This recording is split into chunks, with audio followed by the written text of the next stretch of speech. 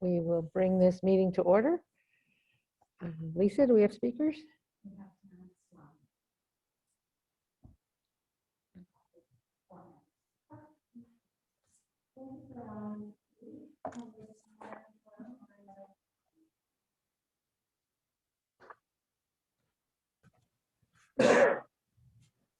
I'm the TK and kindergarten teacher at HomeFlex. On Friday, I met with Cesar Morales and Heejin Peterson so I could receive clarity on our recommendation to not renew my contract next year. Up until our meeting, I have only received positive feedback from all three of my principals in the district, including Heejin Peterson. I've emailed you the evidence that I have. As I expressed, I was surprised by this decision and devastated to understand that I will not be eligible to apply for positions at other schools in the district. Over the past 2 years, I have proven my dedication, professionalism, reliability, adaptability, and high caliber qualities to principals and teachers who have written me letters of recommendation, which I've also emailed. Perhaps other principals in the district are interested in offering me a position next year. I strongly believe that other testimonials from my former principals, master teachers, and colleagues should be taken into consideration before taking this action to end my career in the district. Additionally, I would have expected my principal to provide guidance or redirection if it were needed throughout the year. I feel this is a situation that is deserving of full transparency. I hope this can be provided and that your final decision to pass my non-reelect can be reconsidered or at least postponed until this transparency is achieved. It was clarified that there is an unstated cause to Mrs. Peterson's recommendation and the feedback given in our meeting that was if we go through emails, there would be sufficient warnings of deadlines not being followed, and that's simply not true. I'm unable to find any record of warnings or missed deadlines. I have met all explicit deadlines, including report cards and learning records for our mock audit. Until our newest teacher started in March, I had double the students of my colleagues, so my method of processing records was very organized and efficient. Mrs. Peterson and I had an understanding it would take me longer than my colleagues to process records and report cards with 40+ students. As a Cajon Valley Union School District supervisor and nonprofit director, I have a combined 14 years of experience working with an administrative degree. Record keeping, organization, and attention to detail are a few of my strengths. I have provided evidence that the feedback I've been receiving from Mrs. Peterson since August 2020 has been consistently positive and promising for next year's contract. In December, Mrs. Peterson recommended me for probationary status and continued to give me praise and reassurance, writing, "I raved and raved about you to Cesar, as he works on probationary status for 2021-22. I said, you're the only K-1 teacher who can have 40+ and still knock it out of the park. And you've officially secured a contract for next year." She also wrote, "You are working magic every day with our families." In January, she wrote, "I think you are the ideal kinder teacher to start my kids off right." In February, she followed up with a phone call with the same message, and she wrote, "I will work on recruitment and enrollment for next year to secure all our teaching positions and assignments." It is completely contradictory to be given this feedback and then to be told at our meeting, my level of commitment and understanding of the school has changed in the past couple months. And Mrs. Peterson is opting to go in a different direction with staffing.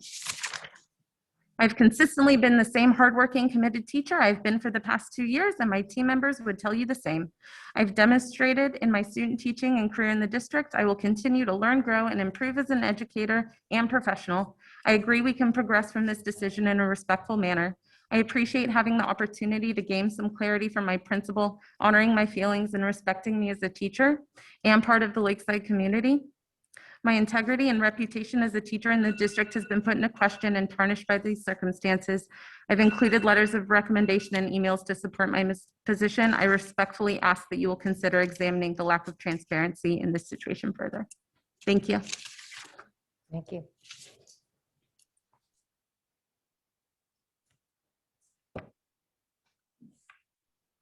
Are there any more speakers, Lisa? Seeing none, we will go to closed session.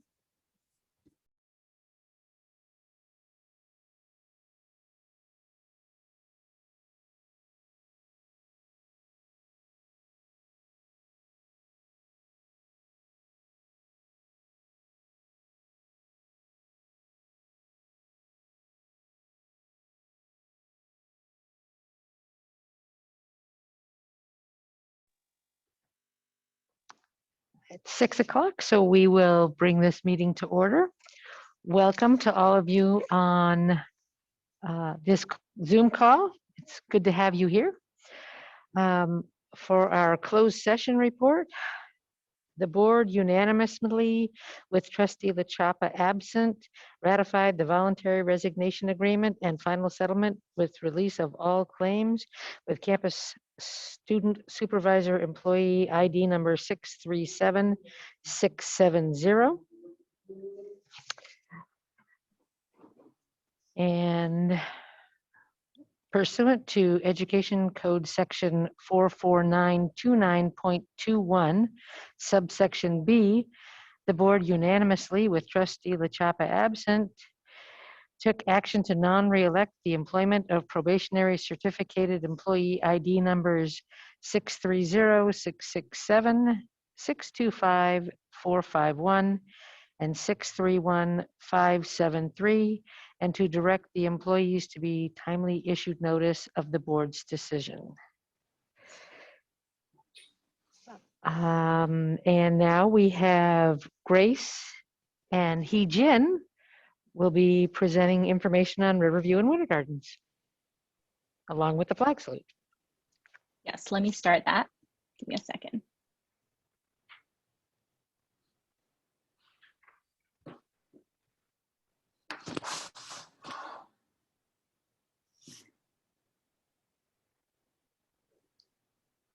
Please stand for the Pledge of Allegiance.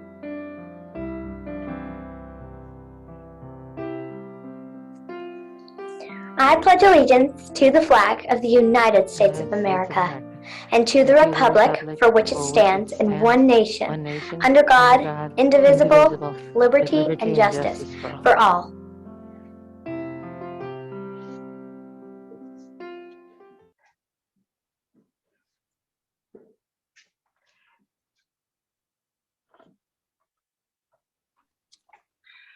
Hello, everyone. I'm Grace Cox, principal of K-5 Riverview International Academy.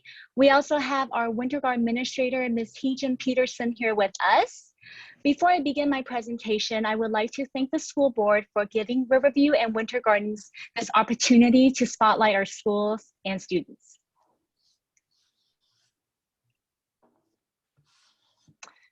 While this year is unlike any other school year, academics and immersion remain at the forefront of our thoughts and actions.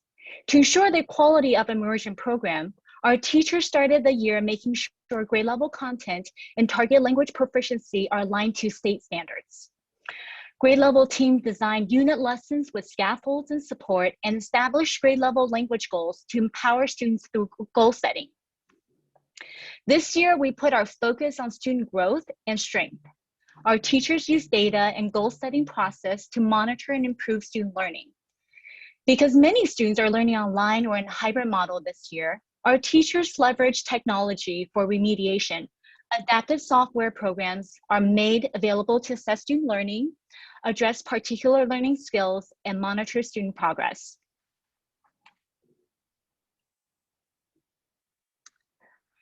There are so many amazing things to highlight at Winter Gardens and Riverview campuses this year.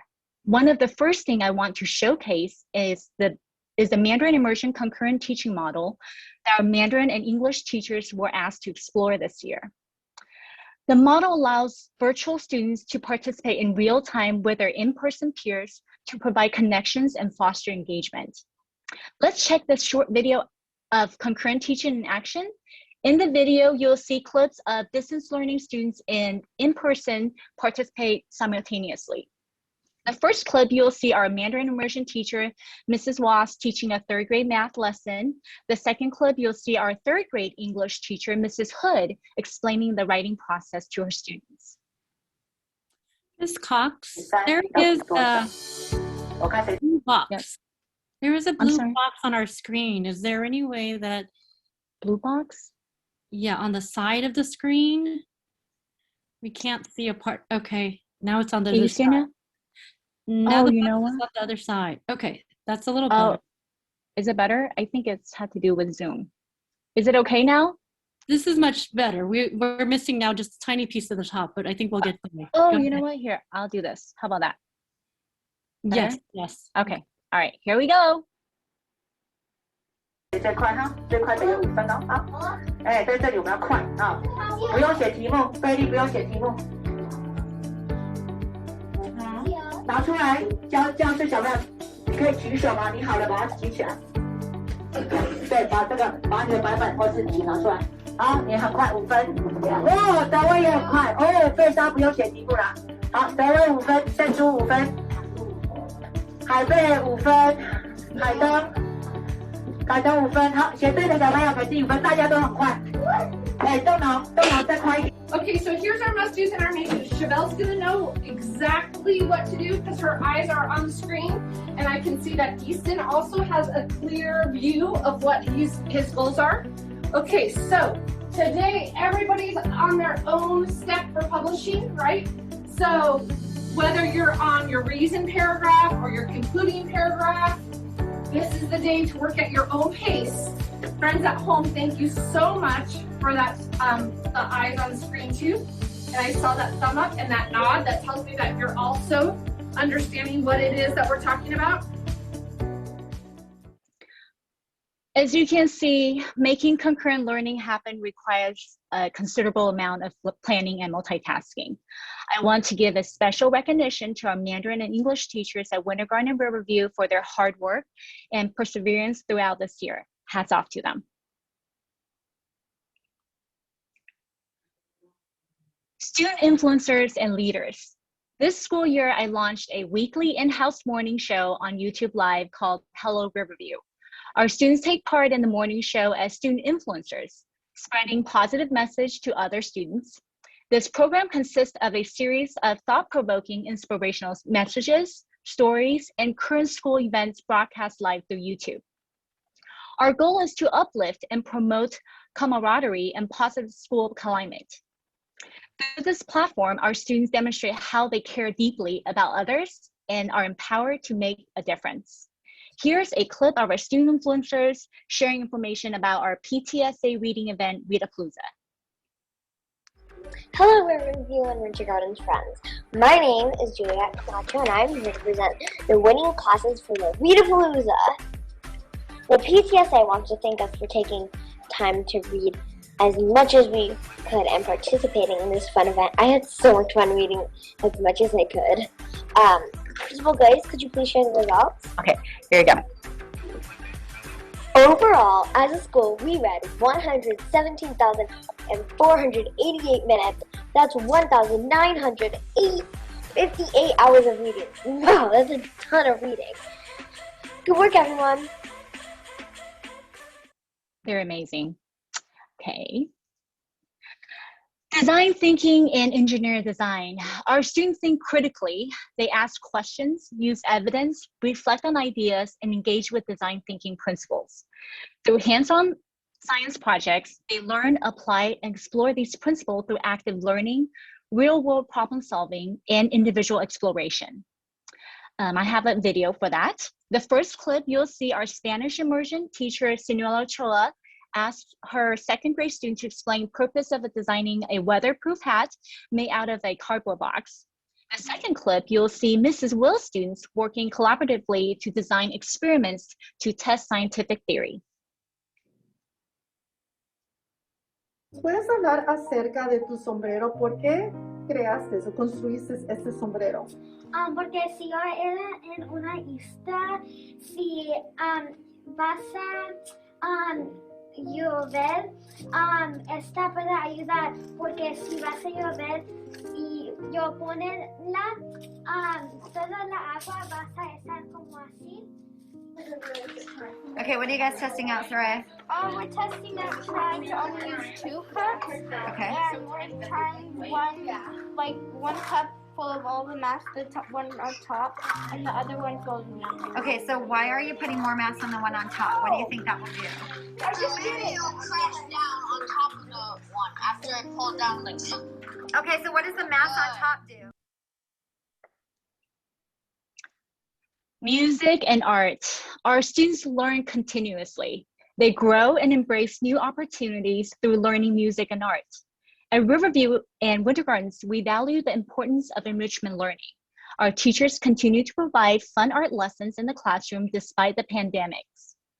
Every year, our fifth grade students have the opportunity to participate in amazing band lessons provided by our middle school band teacher. This year, we partnered with City Heights Music School to bring school to our K-4 students through the Arts in School grant. Our K through 4th grade students attend virtual music classes once a week for 30 minutes. Through using drumsticks and shakers, singing, moving, creating, and reading music, our students develop their individual potential and interact with music around them. PE and structured play. One of the most difficult aspects of being a student in a pandemic setting is living in an environment of heightened social and emotional stress. During this time, it is important to provide students with a sense of normalcy and structured socialization so our students get the opportunity to collaborate constructively through team sports.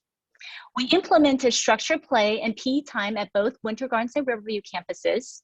Our PE coaches engage students by implementing socially distant activities that allow them to stay active, interact with other students, and above all, have fun. Culture and diversity. Diversity and inclusion are vital components of student learning. Through our emphasis on global citizenship, we encourage our students to learn and embrace cultures that are different from their own. In our increasingly interconnected world, it's imperative for us to cultivate diverse perspectives. When our students embark on their journey into the world, we hope they will lead with empathy, communicate effectively, and become articulate advocates for important issues in our society. Here's some photos. Some of our teachers have provided our students with opportunities for cultural and language exchange with students from other countries through Zoom. In addition, our teachers also curated books that promote inclusion and diversity. And we're very excited this year that our upper grade students will have the opportunity to Zoom live with Ruby Bridges, who is a well-known American civil rights activist and author. Although textbooks and curricula are valuable, they simply cannot replace this wonderful, authentic learning that's happening at our school. This year, having to think outside the box for staffing, we recruited our Riverview alumni for El Capitan High School to provide intervention and various enrichment for our students. These senior high school students participated in our Lakeside K-12 immersion pipeline. Many of them have received multiple offers from colleges. Now they use their target language skills to give back to the community. Their commitment to immersion is an excellent example of persevering relentlessly for elementary students. We are very proud of them. Of course, I'd like to recognize our outstanding RIA PTSA. Our PTSA and parent volunteers care deeply about our community. They managed to organize countless virtual events for our students and their families in spite of the pandemic. Events such as Red Ribbon Week to promote healthy living, Readapalooza to promote love of reading and help put more books in our classroom. Of course, not to forget to mention our virtual jogathon. Not only it promotes healthy habits, this event also helped raise funds for the PTSA to support schools' needs to continue to hold fun events for our community.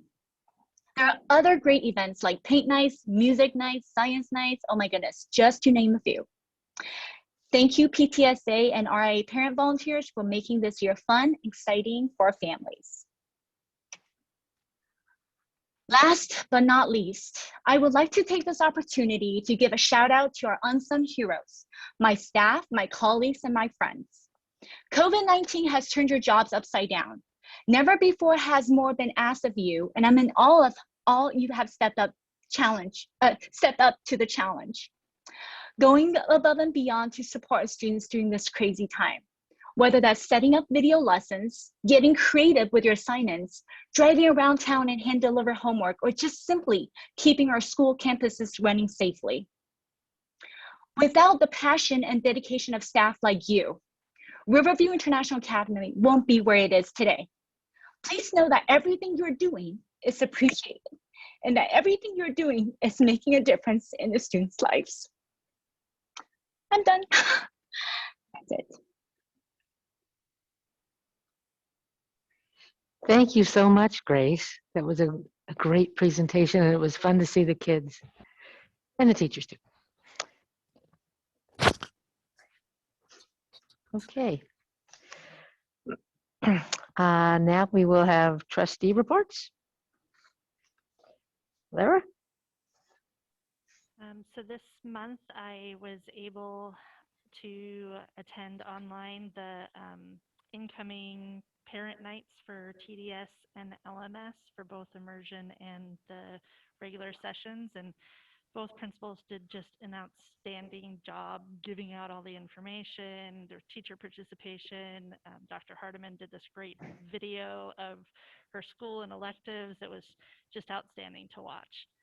And then I also got to have an opportunity to walk classrooms at Lemoncrest, TDS, and Lakeview, and really get a chance to see kind of the ideas that we have going forward. So it was a nice opportunity. Okay, so this month I was fortunate enough to be able to attend Natalie's equity meeting with the teachers, and that was really a very powerful meeting. I enjoyed being a part of that and listening. I wasn't able to get there today, but it was just really nice to see everybody working together towards that one common goal. I also was at Lindo Park for the Love of Reading Week and read a story to a third grade classroom, I believe it was. And then yesterday I was able to jump into Eucalyptus Hills Zoom and read a story to their students as well. So that was a lot of fun. It was just, I love reading the stories. Andrew? So since last meeting, I had the opportunity to attend all of our sites and do a visit. And it was really great to catch up with all of our staff and teachers and principals and see the kids learning. And I really enjoyed it. And I even learned how to play shadow tag, which was pretty awesome up at Winter Gardens. That was a lot of fun. So I was very excited about that. I also went to the Love of Reading Week over at Lindo Park, and I want to thank Miss Green for the suggestion on the book that I read. The kids loved it, so I want to thank her for that. I also went to the TDS multipurpose room grand opening, and it was last week, and it was raining there, but it was great to see that project moving forward. It was talked about when I was at TDS, so it's very nice to see it moving forward, and I want to thank Todd and Aaron and Mr. Curtis, Ms. Hardman, and all those who were part of it for helping out with that. And I went on Monday to the San Diego County School Boards Association meeting. A lot of discussion about the denial of the reopening plans for Poway Unified and the others in our district. And it was interesting to hear other board members' perspectives. So I really enjoyed that. And I attended the budget committee. So been a busy month, and thank you. Bonnie? You're on mute, Bonnie. I'm trying. There I am. Yay. Hi, everyone. I just wanted to say that I appreciate everyone and everything that they're doing in this district. And thank everyone for sending me emails and letters. I read them all, and I appreciate everyone's input. Thank you. Thanks, Bonnie. I had attended the budget committee meeting this week, where Aaron's doing a great job at helping everybody understand what's involved in the school district budget. And I attended the equity meeting today, where there's some tremendous work going on, and I am very excited to see where we can go with that committee. Now, if we could bring Brandy DeLizer in.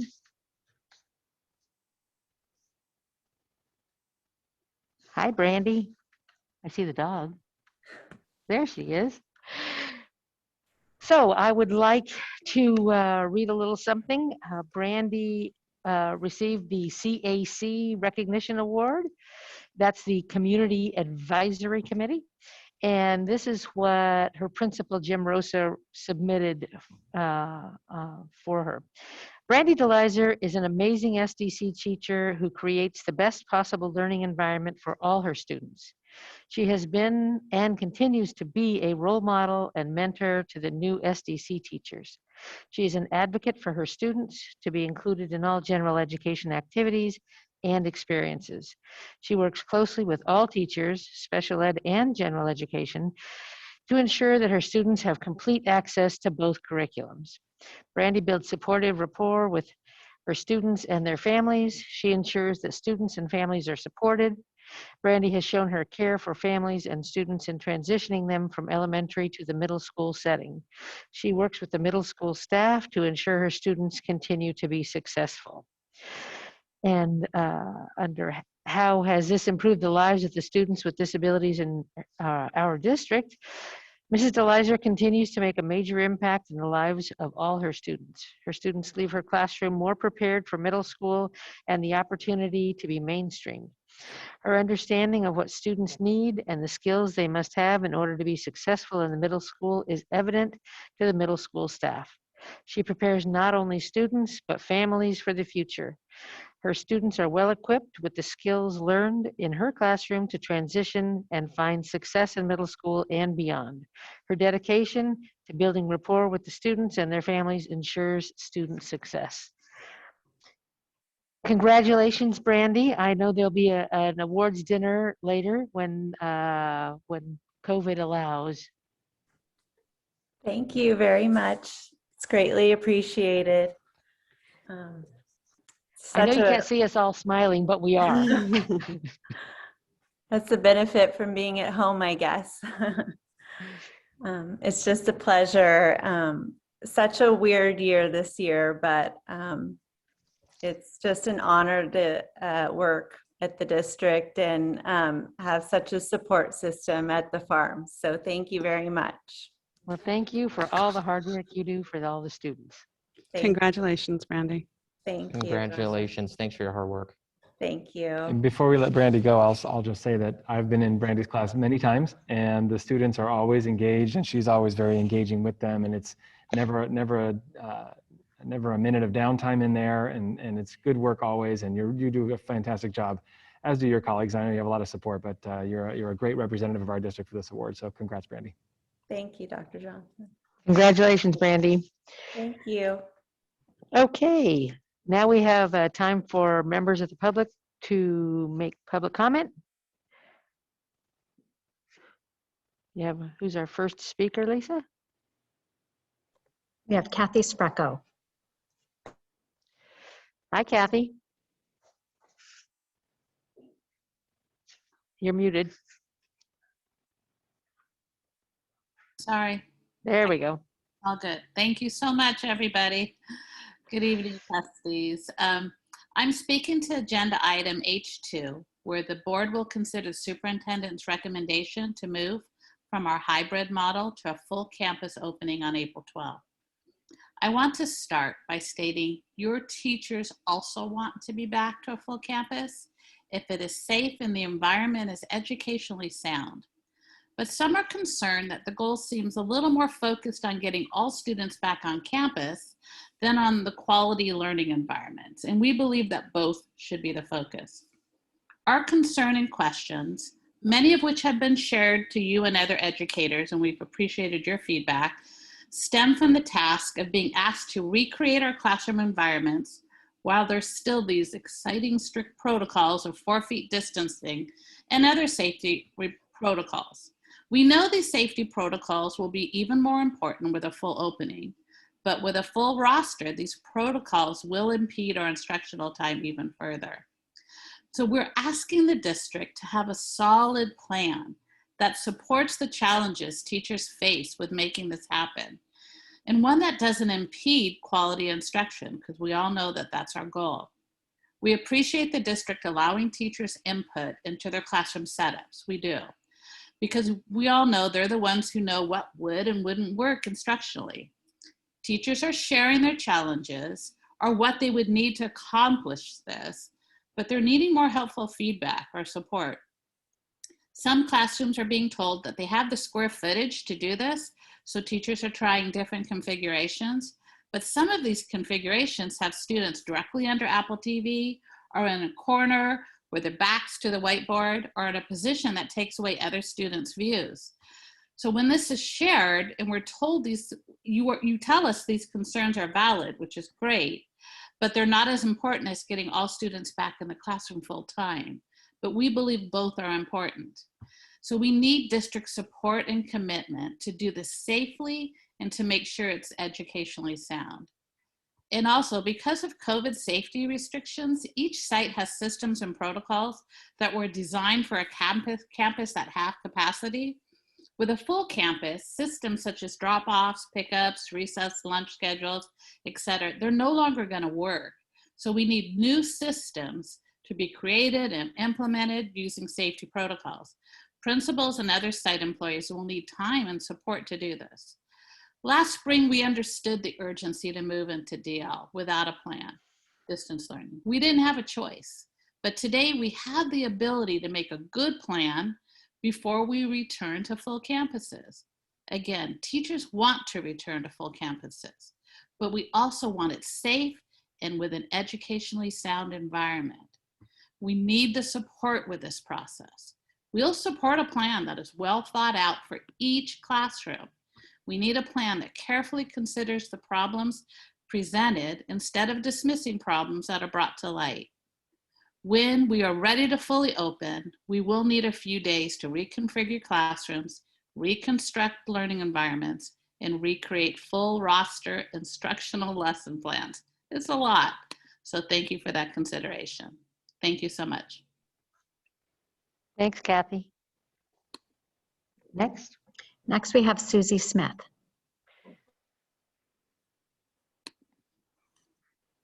Hi, Susie.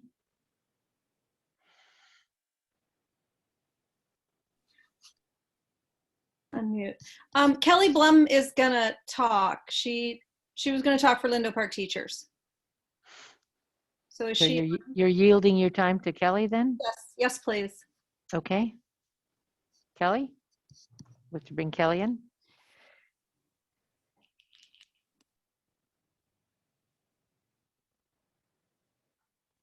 Hi, Kelly. Good evening. My name is Kelly Blum, and I teach first grade at Lindo Park. The reason many of us chose to become educators is because we care deeply about students and their learning. We know that you became members of the board to provide leadership in a direction that benefits all students in Lakeside. As we all enthusiastically look forward to schools in a post-COVID era, the educators at our site have questions geared toward the proposed reopening plan that is currently being discussed. We feel that for the last few years, our district has been reactive in decision-making, and we are hopeful to have a proactive plan in place that will benefit the students, families, and staff. The following are a list of questions and statements that the majority of Lindo Park teachers worked on collaboratively. These are questions that we are grappling with as we prepare for an eventual reopening based on the information we have been given. Teachers are working hard to get creative and try to fit contract-sized classes in rooms with safety recommendations in place. Are board members aware that in many rooms, in order to comply with the 4-foot safety spacing, students have to be placed in corners, below TVs, and facing backwards? Many students will not have equal access to learn. Many general education classrooms serve multiple students with IEPs. This seating will be less than ideal for them. Students learn best in small group instruction. This has been a benefit to cohort groups, and elementary student benchmark scores are evident of that. By removing everything except student desks to make room for 4-foot spacing, teachers will no longer have the space or furniture to meet with students individually or in small groups. The district office has suggested teachers meet with small groups outside of the classroom, leaving the majority of students unsupervised. Aside from this being far from best practice, this leaves our district wide open to legal action. Would the board consider a lowered cap on the number of students assigned to each classroom in order to assure seating that is both safe and instructionally appropriate during the COVID period? District administrators have stated the reopening guidelines from the California Department of Health, such as partitions, are only recommendations and not requirements, and therefore do not have to be followed. How are parents being informed that district administrators are choosing which CDH recommendations to implement? Has the district attempted to make parents fully aware that it is the teacher's choice to be vaccinated, so not all teachers will be? What has the district done to ensure that parents are aware of the protocols that will actually be in place, and the district has chosen to interpret them? For example, ensuring parental awareness that currently the way 4 feet is measured is not what they are envisioning as 4 feet seat to seat as current regulations state. In an average elementary school classroom, measuring bottom to bottom or center of the seat to center of the next seat, as we have been instructed by the district, it's closer to 28 inches between students. Will parents have the opportunity to see what various classroom setups look like before their child is back in the classroom, possibly even through a virtual tour of various classroom setups? Assuring parents that students will be seated 4 feet apart is very misleading. In the latest parent survey, only 3 options were presented: full in-person 5 days a week, full distance learning, and home flex. Why were parents not asked if they wanted to stay in hybrid for the remainder of the school year as an option? We've had multiple parents approach us and say they felt this was unfair. They have said they almost felt forced to choose full in-person learning if they weren't able to stay home with their child full time. Therefore, the data collected in that survey is skewed. We have been told that there is a potential of children being placed in different classrooms or another school site if their current site is full for the placement their parents selected. Will parents be made aware of these changes before the change is made? For example, at Lindo Park, a Lindo Park distance learning student wants to return, but Lindo Park is full. Therefore, the student would be placed at Lemoncrest instead. Your time is up.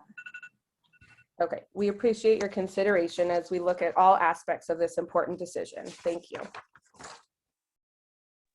Thank you, Kelly. Any more speakers, Lisa?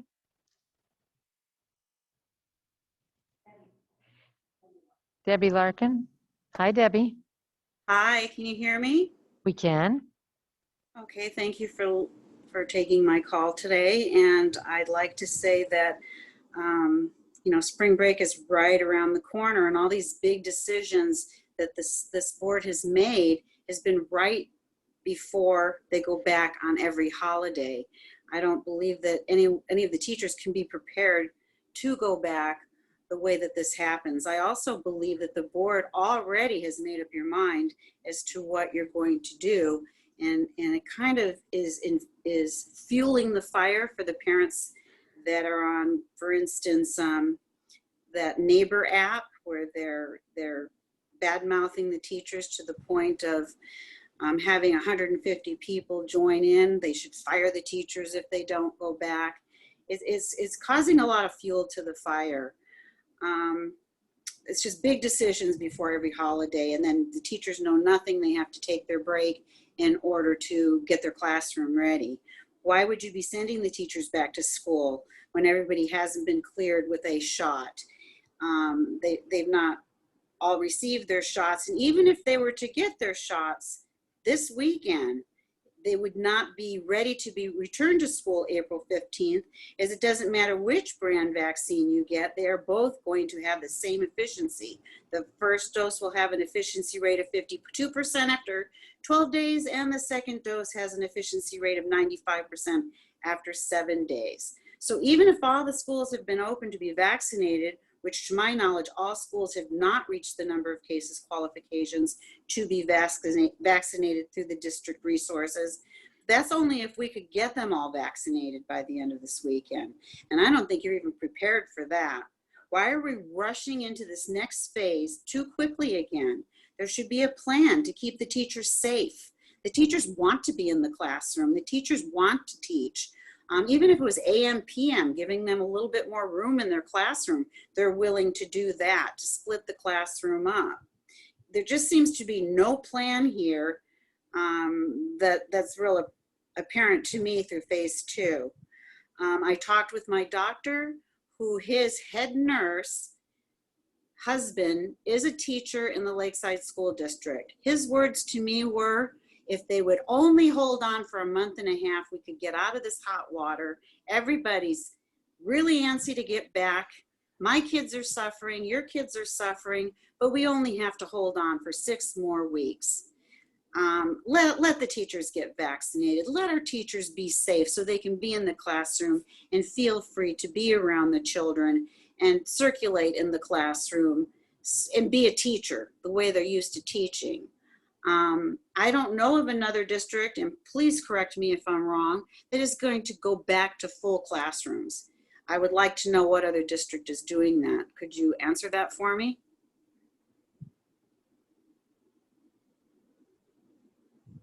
Can anyone answer that for me? We There are don't another in San County we don't reply during your comments. Okay, well, I've done some research and I haven't found one. So if I'm wrong, shame on me. But if I'm right, shame on you. You know, we've got some fantastic. Your time is up, Debbie. Thank you very much. Thank you. Any more speakers, Lisa? Yes. Rachel Camarero. Hi, Rachel. Hi, can you hear me? We can. Dear governing board members, my name is Rachel. You may know me as a staff member of the district office, but I'm also mom to two amazing girls who attend our Lakeside schools. One in TK Immersion at Eucalyptus Hills and one in 5th grade immersion at Lakeview. My family have been residents here in Lakeside for almost 10 years. Tonight, I ask you for your yes vote to move to phase 3 full-time in-person instruction. As most of us have experienced challenges during the pandemic, perhaps you would lend your ear to the plight of just one of LUSD's own essential working parents. The constant juggle of childcare, the mastering of 3 Zoom meetings, oftentimes in different languages, the 4 a.m. starts to the workday for 2 working parents to fit everything in, trying to host a Zoom meeting with a wiggly but really cute 5-year-old on your lap, the mom worry about increasing FaceTime on apps and iPads, the wiping of my 10-year-old's tears as we have to go back to distance learning one more time. These are just a few of the changes as a result of schools being closed. While I count each day as a blessing, it's hard to sum up how challenging these days have been for parents and most importantly, for our kids. As a staff member, I will never forget driving through the empty streets of Lakeside to work almost 1 year ago today, my essential letter in my car just in case, while the world was on lockdown all around me. During these days, my faithful coworkers showed up to work each week to order PPE, pay the bills, answer the phones, process payroll, serve food, clean offices, and even learn to host board meetings in a whole new way. I'm grateful and proud to work with them. I'm indebted and thankful to our frontline teachers and staff who made it possible for our students to come back to hybrid in September. I truly believe as our district, we are #LUSD strong.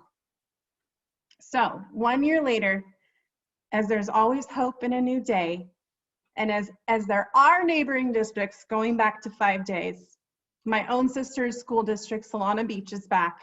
I believe Del Mar and portions of Cajon Valley are as well. As baseball starts selling tickets, and as Disneyland reopens, let's pivot one more time, LUSD, and open up to phase 3 and bring our kids back. And now, Chloe's gonna say something. As a 5th grader at Lakeview, I want to embrace my last months at school in person.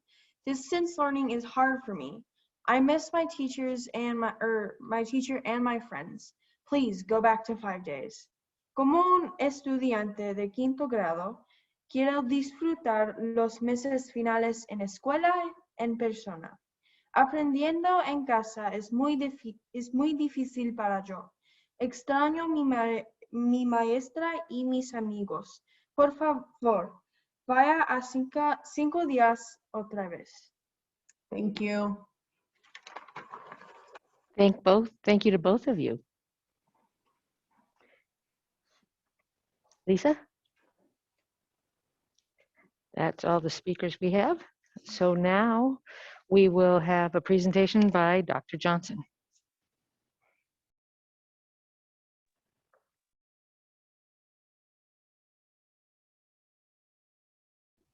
Thank you. We were adjusting our microphones this evening before the meeting, so I just want to make sure that my microphone is in fact coming through. Very good, excellent. Thank you, trustees. This evening, I would like to give the board an update on where we are with reopening and make a recommendation and talk about our recommendation. So the first thing I'd like to talk about briefly is just the shifting context. We're in a very, very different place now in March than we were even a couple months ago. So I'll talk a little bit about SB 86. I'll talk about our COVID case rates, vaccines, and then readiness for this recommendation to move to phase 3 for TK through 5, space permitting, and then I'll talk a little bit about increasing time for selected middle school students. Before I start, I do want to just say thank you, and it's been said many, many times, but this year has been very tough for everybody. Our teachers have done an amazing job. Our support staff has done an amazing job. You know, when we came back in September, there were a lot of butterflies. How is this all going to work? You know, we have all those new mitigation strategies. Are the kids going to keep the masks on? What's the hand washing going to look like? And everybody really stepped up. Everything worked very, very well. We were planned, we were over-planned, we practiced, and everything worked really well. Our ESS staff has been amazing. Our food service, our M&O, all of our support staff has been really, really incredible. And I do want to give a word of thanks to our labor partners with LTA. You've read a lot in the newspapers about teachers unions and their involvement with school reopenings across the country and up and down our state. I do want to say that, you know, Kathy and I have spoken, we speak all the time, but we've spoken more than ever during our reopening. I think that it is accurate to say that everybody wants our kids back. Just want to make sure that it's safe, as she mentioned this morning. And I do appreciate the partnership that we've had with LTA. And I wanted to say that publicly because, again, lots of news articles out there about different things and how the teachers unions are supporting or not the openings. We have not had that here in Lakeside. It's been a very good collaborative partnership, as difficult as it has been. So I wanted to say that. And also for our families, I know this has been an unexpected and unwelcome shift for the past year. Tomorrow is the year anniversary.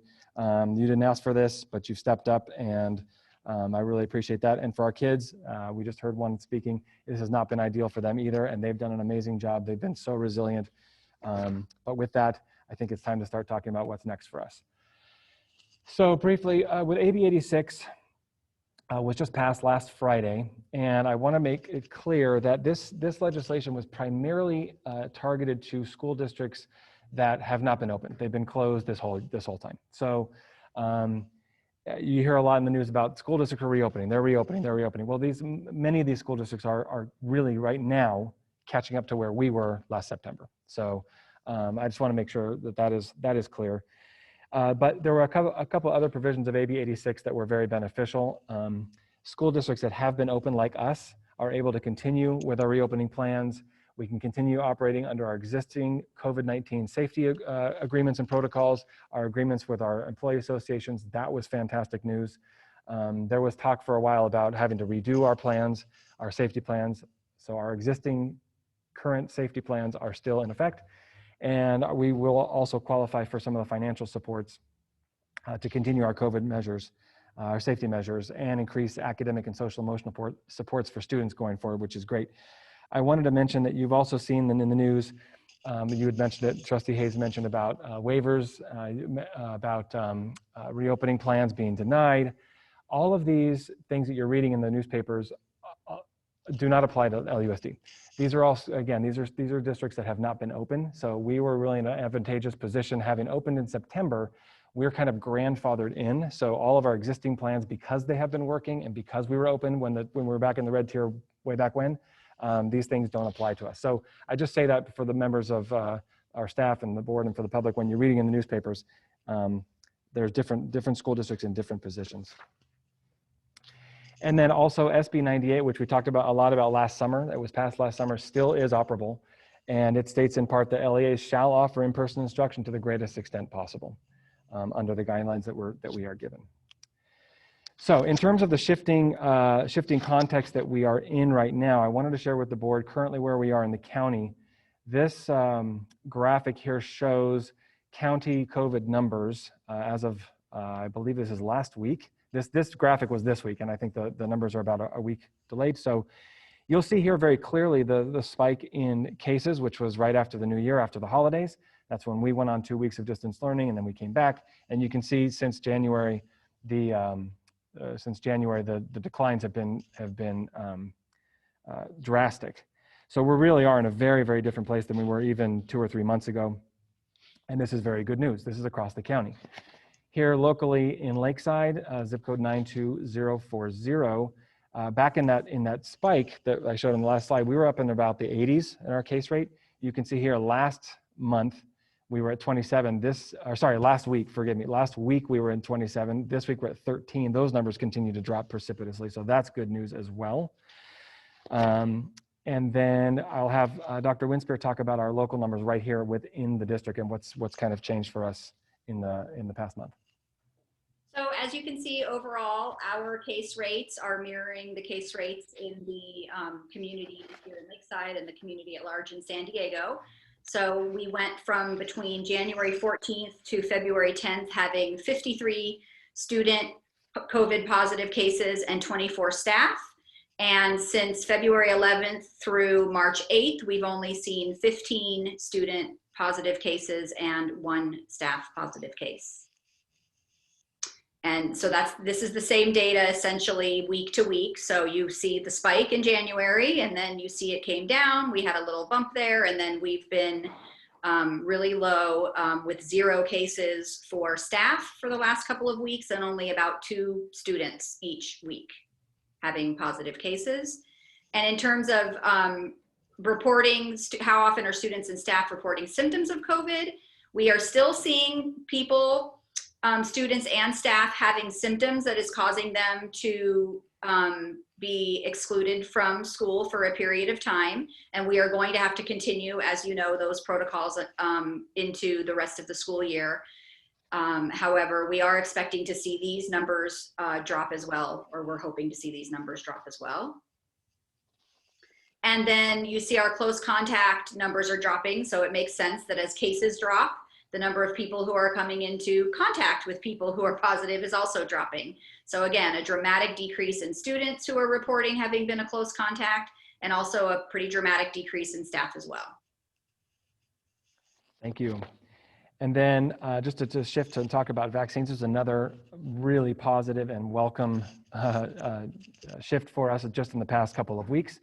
So I will ask our Director of HR, Cesar Morales, to talk about the vaccine situation in our district. Good evening, trustees. So effective last Thursday, March 4th, 100% of our LUSD employees became eligible to sign up for their vaccine appointment.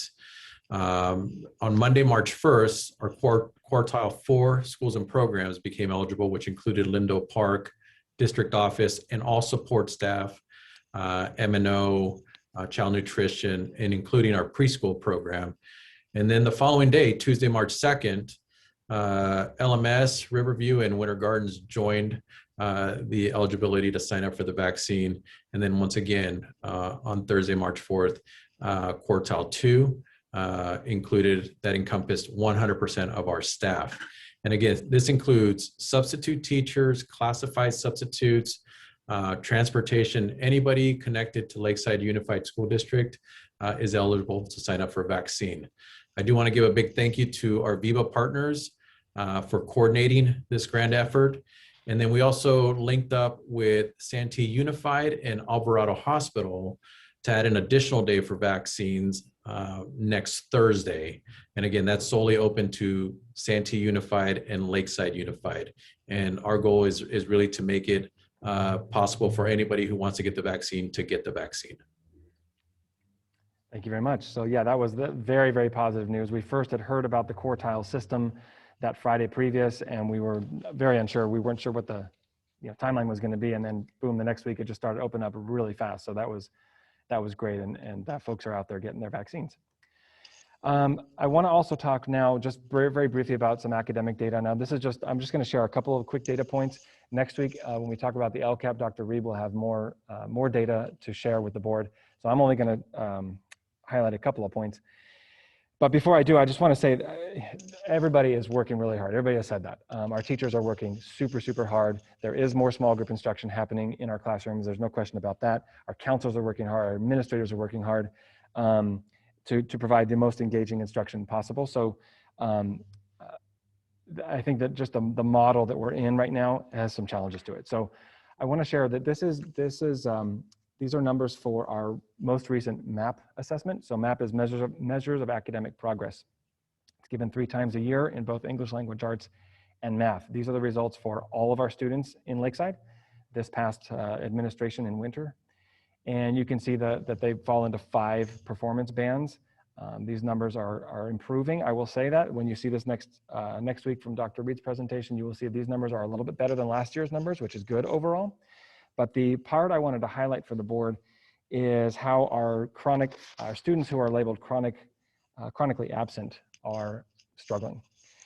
And just by way of explanation, a student pre-COVID times, a student winds up on the chronic absentee list if they have missed 10% or more of the days that they've been enrolled. This year during COVID, those students are included. Those are students who are just physically not coming to school. They are included, but also during COVID, students who are not completing their asynchronous work on their at-home days are also marked absent. And so it's capturing many more students here. So you can see here, these are the students who are marked chronically absent. You can see that roughly 150 of them, we couldn't even get a score for them. They couldn't complete the assessment. And of the ones who did, you can see that the performance is troubling. So again, this is not anybody's fault. This is simply just, I think, a function of the model that we're in. It's just very, very difficult. It's been tough on some of our families.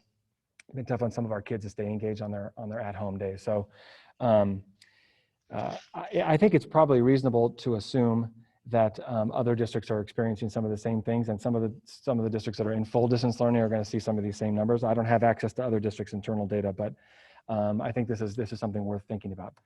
I'm not going to go through all these numbers here, but just to show, these are all of our elementary schools, the same figures. You can see that the trend is very similar across all the schools. So I can see you all peering at your screen, so I'll pause for just a moment. But you can see that this is the same numbers we have here, just by all the school sites. And again, I wanted to say it again. Everybody is working as hard as they can. We have a very, very robust system to re-engage students who are disengaged. This is nothing against any of our staff. Everybody is working as hard as they can to do this.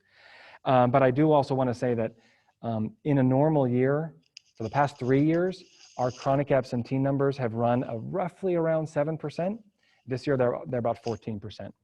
So it's about doubled, and that's to be expected because of the model that we're in. Okay, so sorry. So I guess the key takeaway then, again, is as I've said, everybody is working as hard as we can to provide or to support high quality instruction at home. Hybrid model has allowed for fewer students in the classroom, more individualized attention, fewer behavior distractions. That is true. That said, I think the very best place for students to be is in the classroom with their teachers 5 days a week. So I'd like to now talk just a little bit about the COVID mitigation strategies that we would continue to employ if the board takes this action this evening. And I just want to say that these are strategies that help make a return to school and have helped make our return to school safe and successful. So the CDC just came out a couple weeks ago. You can see here if it was February 26th, just came out with a new report. They come out with stuff frequently. And I just want to pull out 2 quick quotes here. One is that K-12 schools should be the last settings to close after all other mitigation measures in the community have been employed, and the first to reopen when they can do so safely. Schools should be prioritized for reopening and remaining open for in-person instruction over non-essential businesses and activities. And another quote was that evidence suggests that many K-12 schools that have strictly implemented mitigation strategies have been able to safely open for in-person instruction and remain open. I think we are one of those. I think we've done a very, very good job. We've had a couple pivots, that is true, but by and large, we've been open since September very successfully. That said, I want to make clear that the CDC puts out reports, puts out research reports, puts out guidance, but we are held, California schools are held to the strict rules we have to follow, come from the CDPH, come from the county HHSA, and for employees comes from Cal OSHA. So I mention that because often the CDC will release a report. In fact, they've just released a report about whether or not you have to wear a mask after you've gotten your vaccines. then people have asked, so what does that mean? Do we not have to wear them anymore after I get my second shot? When it shows up in the Cal OSHA requirements, then that's when it will shift for us. I say that because parents will see the CDC reports and they'll email and they'll say, well, the CDC says, and so how come we're not doing that? I just want to be very clear. It's CDPH, Cal OSHA, and HHSA that they take whatever the CD says, and when they put it in their rules, that's what we have to follow. Okay, so the mitigation strategies that would remain in place in phase 3 are all of the CDPH required mitigation strategies as we've documented previously. They're in our LUSD approved COVID-19 prevention plan, again, including but not limited to use of masks for students and staff, frequent sanitizing of high touch surfaces, hand washing, symptom screening, contact tracing. We'll continue to do that. And then the new one that you see here in green is that 4 foot between students. The guidance is actually 4 feet between student chairs and then 6 feet between the teacher desk and the students. All of the 4 foot is the new one. Everything else we have been following. We are in full compliance with every required mitigation strategy that has been given to us. So with that, we did ask our parents. We asked them, if these mitigation strategies remained in place and we were to move to phase 3, what would you do? Now, it was mentioned earlier, and I wanted to highlight this. Why did we not ask about hybrid? The survey asked, when we're able to go to phase 3, will you want to come back full-time, or will you want to stay in distance learning, or would you want distance learning full-time? The reason we did not ask about hybrid is because we logistically and in terms of our bandwidth, we do not have the ability to offer all 3 at the same time. Once we come back full-time, there will be a very large number of families that will come back full-time, and the number of families, and there are a few, the number of families who will want hybrid instruction don't come in neat packages, 24 third graders, for example, all on one single school site. They're going to be sprinkled all over, and it makes it very, very difficult for us to continue offering hybrid. That, along with the fact that the district reopening plan that the board approved back last July had 3 phases, and in phase 3, it was always delineated as full in-person instruction or distance learning or home flex. So we'll continue to offer those. But we did ask our parents this question. If these mitigation strategies are in place that you see listed out here, what would you choose for your child, or what would you request for your child? And the survey closed actually this morning. And you see that for spring 2021, almost 85% of our parents are ready to come back full time. These are higher numbers than we had last fall. I think it was about 75% last fall. And then if we wanted to come back next fall, almost 93% are ready to come back next fall. So I think that's fairly compelling data that our parents are ready to move to phase 3. So let me talk a little bit about our readiness for phase 3. You've heard some comments on that this evening. First thing is really, the major thing really here is this, the physical distancing. Everything else will remain in place. We know how to do the temperature checks. We know how to do the screenings. I was at Eucalyptus Hills this morning. They do it, they've got it down to a science at this point. The hand washing, all those other pieces will remain in place. The challenge here that we have, the new challenge, is the 4 foot distancing. So what I guess I want to say is that every single classroom is unique. There is no one way to do this. There's no one way to set up a class. Principals have been out looking at their classrooms. We gave each one of them, you're going to see in some of these photos, a 4 foot piece of PVC pipe to start looking and setting things up and see what would this look like. Most of our schools actually have an empty classroom with a full setup in it to give some ideas for teachers. That said, I didn't want to ask the principals to go in and start telling teachers how to set their classes up. We wanted to give them ideas. We wanted to respect the teachers' space. This is their space. They know what best they need, what they could get have removed from their classes if needed. So I just wanted to say, so we have different desks that we can be using, different single desks. Aaron will talk a little bit later about our readiness to purchase more of these. The little lap desk you see here is an option. Many of our principals have asked for those, and we've got those on order as well. Those can be used on the floor. They can be used on a chair. They're just another flexible option to get kids where they need to be. You can see there that principals and teachers have been trying. Even collaborative groups can be set up with a 4 foot of distance. Many of our current double desks, you see there on the right, we have a lot of the current double desks. Many of those can be set up this way, even with the barriers as an added measure. Here's a full classroom that will accommodate 24 students. This is, again, one setup. This is over at Lemoncrest. So different ways to do this. And yes, there are some challenges. In some classrooms, it could be done tomorrow. In others, a little bit of tweaking, we can get it done. Others are a little bit more tricky, but we are available. Our M&O director has been out to provide some help and some ideas. Teachers have been looking at these things. District staff has been out. We will continue to provide that support as needed. In terms of outdoors at lunch, you can see that principals are also working on looking at their lunch tables, making sure there's 4 feet of distance between the students at lunch. In most cases, a couple of extra tables and some pop-ups for shade will do it. So that will be able to be implemented as well. So in terms of what's needed, again, as I mentioned, removal of excess furniture in some classrooms, reconfiguration of classroom furniture in most of our classrooms, purchase of single desks, lap desks, et cetera, for some classrooms, additional desk barriers. I do want to mention the desk barriers that was mentioned earlier this evening. The desk barriers are not required in the CDPH guidance. So we are in full compliance with every measure that is required in the CDPH guidance, and we've added some additional on top of that. If you recall, the guidance had originally recommended masks for grades 2 and up, and we went ahead and said, let's have it for all of our students. So there are a couple of additional measures that we put in place here. The shield barriers is another one. So we have those on order for, we ordered at the beginning of the year, one for every other student, so they could be in between students. We've gone ahead and ordered a whole nother set, so every student would have one if they're available. I will tell you that some teachers use them, other teachers don't find them as helpful, just with their own unique configuration in their classrooms. So they are there for them. They're not required, but they are available for them if they would like. There are a couple of campuses that need a couple, there are, yes, a couple campuses that need additional campus supervisors. We're working on that as well. And there are a couple of school sites, 2 of them in particular, where some targeted short-term additional staffing may be needed, some extra impact teachers to help lower ratios.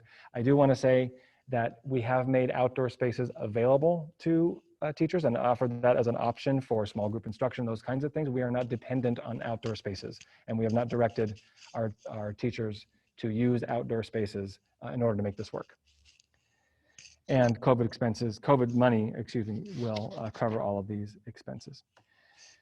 In terms of the K-5 weekly schedule, so what we will need to do is continue with our current start and end time. So you'll recall that our end time this year in hybrid instruction is about 40 minutes shorter than normal than it was last year.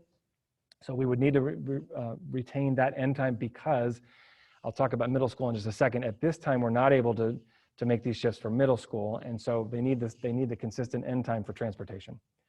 So the Monday, Tuesday, Thursday, Friday start and end times will remain the same. Our Wednesday schedule will need to be a little bit longer. It'll still be a short day, an early release day, like it used to be. The Wednesday schedules, most of our schools will be just a little bit longer than it was pre-COVID. The reason for that is, not to get too technical, but the reason for that is that prior to this year, school districts all had to ensure that their bell schedules met a minimum required number of minutes annually. That shifted this year, and now the minimum is daily. So the Wednesday minutes that we have to have in place, we just need to extend that shortened day just a little bit to still meet that goal. Does that make sense? And then we are recommending an asynchronous day on April 9th for final teacher preparation to welcome students back on that Monday, the 12th. If you recall, we shifted a number of Monday cohort A days because there were Monday holidays. We shifted those to the Wednesday. There was one Monday holiday that the cohort A students did have. So this Friday day would balance out cohort A and cohort B with an equal number of instructional days. And it would also give our teachers a day to make their final preparations for coming back. So one of the things that's going to be important here is that if there are requests to change from distance learning or HomeFlex to in-person instruction, because we're required to provide that 4 foot of spacing between the student chairs in the classroom, those requests are going to have to be granted if there's space permitted, right? We would not shuffle classes. We're not planning to shuffle classes. We're not planning to send kids to different schools. It is simply if you have a student in distance learning and they come and they say, we'd like to come in, the principal's going to have to see what grade are you in? Do I have a 4 foot space for that student in their class? And it'll have to be the same the other way. If there are students who are currently in hybrid and they'd like to go to distance learning, Those classes do have some spaces, but they would have to see, the school would have to see if there's space in there. And I do want to be very clear and say that there are some trade-offs. We have to be honest about that. In most cases, the classroom setup is not going to look like it would pre-COVID. I mean, it's just not going to be the ideal space that we would want. It's going to be a classroom, but it's not going to be the ideal setup pre-COVID. Small group instruction may be more challenging in some of our classrooms. Drop-off and pickup may be more challenging. That is true. At this point in time, we are still not able to allow adults to congregate on our campuses. So parents will still have to pick up in their cars, which is going to be challenging, and we're going to have to ask our parents for a little bit of patience in that. And then again, as I mentioned, the enrollment for in-person instruction will need to be limited to the space. However, making those trade-offs in order to achieve 5 days of in-person instruction with academic and social emotional supports in your classroom with your teacher every day, and discontinuing asynchronous work, and for our staff, they would be able to discontinue this very onerous attendance requirements that we have this year for asynchronous learning. I think that's worth that trade-off. So let me shift and talk a little bit about middle school briefly. This 4 foot, you heard that many times. That is the last remaining barrier, to be honest with you, in the guidance that we're all working under. And that 4 foot of distance between students is making full return of all cohort A and cohort B students in our middle schools not possible at this time, primarily because their class sizes are larger. There are also some, with their master schedules and the way the classes are set up, it's a very complex picture because teachers have prep times that increases class sizes in different places. And so in some of our classrooms right now, currently, just one cohort almost maxes out the 4 foot in the classroom. So it's at this time not going to be possible to bring back the entire other cohort, both cohorts together. But that said, it is our recommendation that LMS and TDS identify students in need of additional support for additional in-person instruction. I've spoken with Mr. Mull and Dr. Hardiman. They are ready to go through their rosters and start inviting more students back.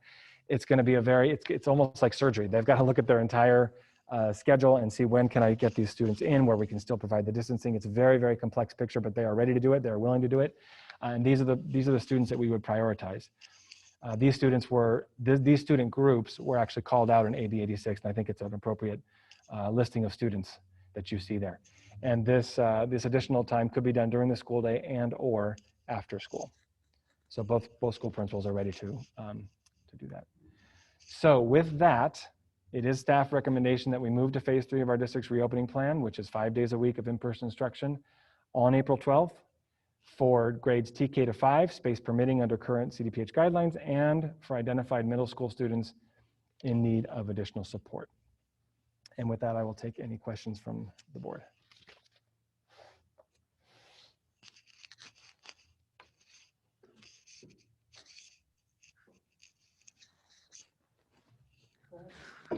I have a couple questions.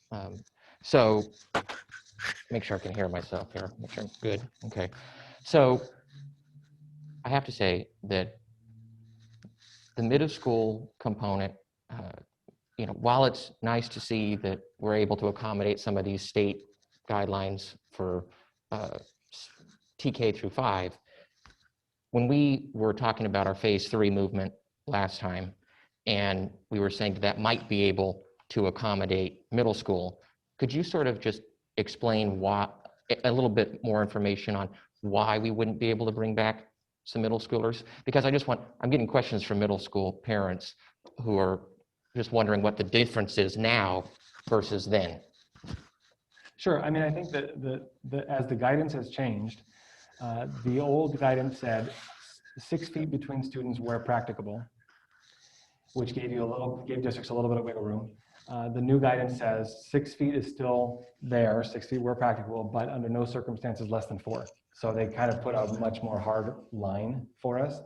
So that's really the main piece of it. And so I would say that if I could kind of step back and talk about what we're trying to do here is we're trying to get as much in the spirit of SB 98 from last summer, trying to get as much in-person time for our students as the guidelines will allow.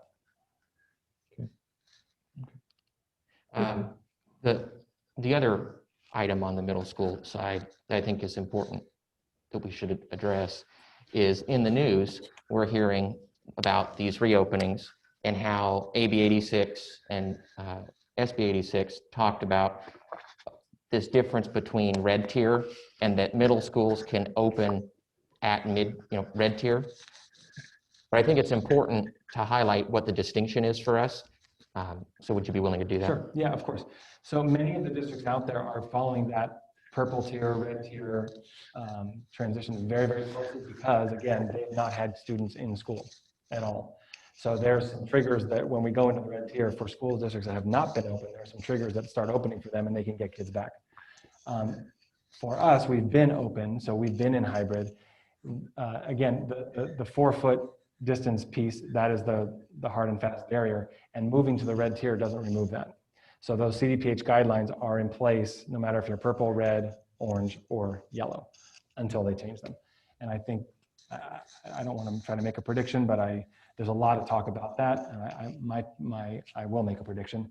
And I think that as more and more schools across the state start opening this spring that have not been open, and they do so successfully with these mitigation efforts, I think there may be some willingness on the part of the state to loosen that 4 foot requirement for the fall. I have a couple more, but I don't want to dominate. I want to let my colleagues ask some questions. Oh, okay, all right. All right, I'll go ahead. All right, I don't want to dominate the conversation. So I think we've heard some really valid questions from the teachers, and I want to ask a couple of them that I received, and I'm going to recite them, or at least this first one I'm going to recite because I think it's important that we talk a little bit about it, and it has to do with mainstreaming for our students. So how will mainstreaming work?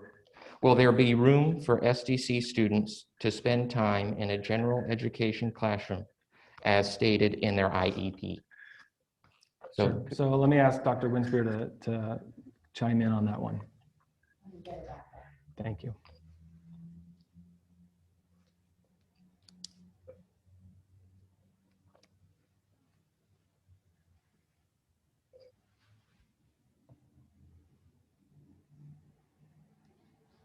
So with respect to students, I'm not going to talk just about SDC students. I'm going to talk about all students who have IEPs.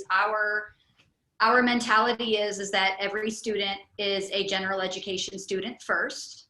So anytime that a student has their IEP states that they're going to receive their services in the general education setting, they are considered to be part of the class. So what we would recommend in situations like this is that if a student on their IEP says that they spend any part of their day, whether it's 10 minutes or 5 hours in a general education class, that they would be considered in the 4 foot formula. So when the classroom is set up to ensure that all students can be in the classroom with the 4 foot required distance, that our students with special needs would be considered in that count. And if, for example, there's a student wanting to come back from distance learning into the classroom, and we're monitoring the number of students we have in every classroom, every student that spends time in that classroom for all or part of their day should be calculated in the number of kids that can fit into that classroom, so that we are absolutely including our students with special needs just the way they are now. Thank you. Thank you. Appreciate it. Okay. I want to just quickly ask about the hybrid in our survey. So if I understand the reason why we aren't able to offer a hybrid strand is because we don't have enough students to make enough classes for us to be able to staff it or operate it. Is that correct? Right. When when the entire district is in hybrid, you set up all your classes across 7, 8 school sites that way. But when most of the parents are ready to send their students back full time, then you're going to have a very small number. You're going to have a sprinkling here, a sprinkling there, and it's going to be impossible to create a full class. Okay. And then just the other thing that I think is important is it's a two question here. The first thing is, as far as the students, being seated under an Apple TV or them not being able to see, I think that those are really important points. And how do we plan to mitigate those impacts? And how do we help the teachers mitigate those impacts? Because I think the idea of bringing kids back is to provide them a quality education. And so I just want to make sure that we have a way to mitigate. Yeah, no, so every single school site, every single principal has put out kind of a running Google Doc for their staff, and where they're listing all these kinds of questions, and then they're doing problem solving along the way on every question that comes up. So yeah, where there's a classroom setup that's a little tricky and you're finding a student under a TV, for example, I think we'll need to go out there and we'll have to take a look. And if there's a way to get creative around it, and not to say that teachers have not been creative, I will just tell you that there have been a number of occasions where we had one just recently at TDS where even the principal had looked at as many ways as she could try to figure out a certain classroom setup. And then we sent out a couple other people and just a couple fresh set of eyes. They got a couple of different ideas and they moved some things around, the problem was solved. So I don't know the specific one that was mentioned, so we'll get out there and we'll take a look and get as many resources out there as possible to solve that problem. Okay, and then sort of in that same vein, with the teachers I just want to make sure that they know if we moved in this direction, sort of what,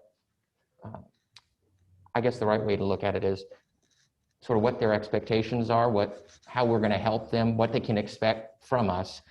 So are those asynchronous days the only time where they're going to have to do that? Or is there more time that we might be able to provide? Or what can we look at? Well, I tell you that some of our teachers are using their Wednesdays when they don't have other meetings to attend. The day is about 40 minutes shorter. Now, right now, the day is 40 minutes shorter so they can do their asynchronous feedback. So that's why we have that scheduled in there. But again, I've had, one of the reasons why we were not recommending a return directly after spring break is because we didn't want to have teachers who have to come in over the break to do it. Mm-hmm. So that's why we're recommending another week. And that's a full, pretty much 4.5 weeks from today, I believe, if I don't have the calendar for me. About 4.5 weeks from today that we think should be enough time. And thank you. Okay. This is my last question, I promise. So once the discussion is had between our principals about what students we have identified based on AB 86 we should bring back to the classroom, will staff bring back a report for us just to see sort of how close we are, and are we still within safety requirements and what that looks like? Sure, we can have, you're talking about middle school? Mm-hmm. Yeah, we can do that. Mm-hmm. Thank you.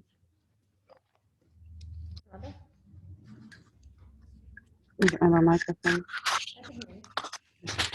I just want to say that this is such a mixed bag of feelings and thoughts on so many different levels. And the board members know that you'll get one letter from a teacher or a parent that is leaning one way, and then two more, equally on the other side. It's hard. Everybody in education is tired and exhausted.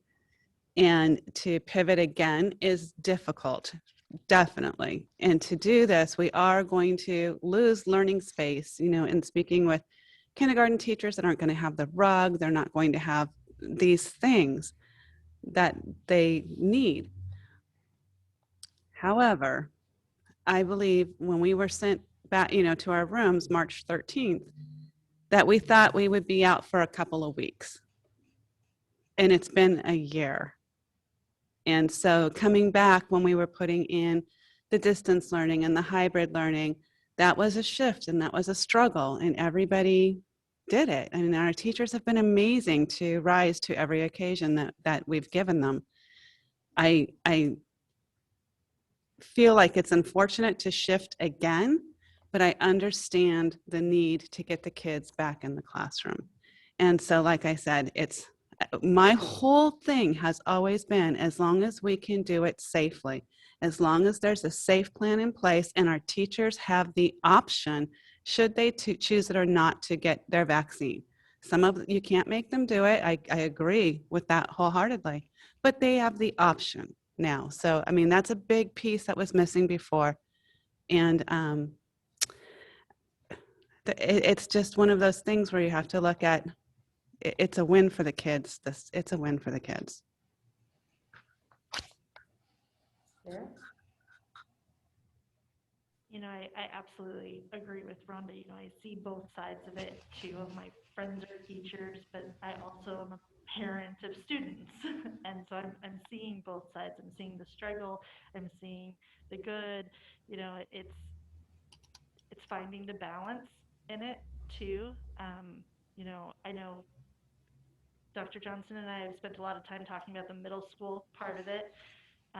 You know, we talked, I'm a numbers person, so I'm really still interested in finding out the numbers of the differences between who do we currently have in distance learning to who do we currently have in hybrid, and kind of there's got to be some sort of estimate or ratio of what we're looking at of who we might be bringing back in this subsection of students, because that's just, it's really important to me that we get as many as we can back on the middle school side. You know, it's middle schoolers take up almost 25% of our total pupils. We don't want to leave them out entirely and just focus on what we can do elementary school.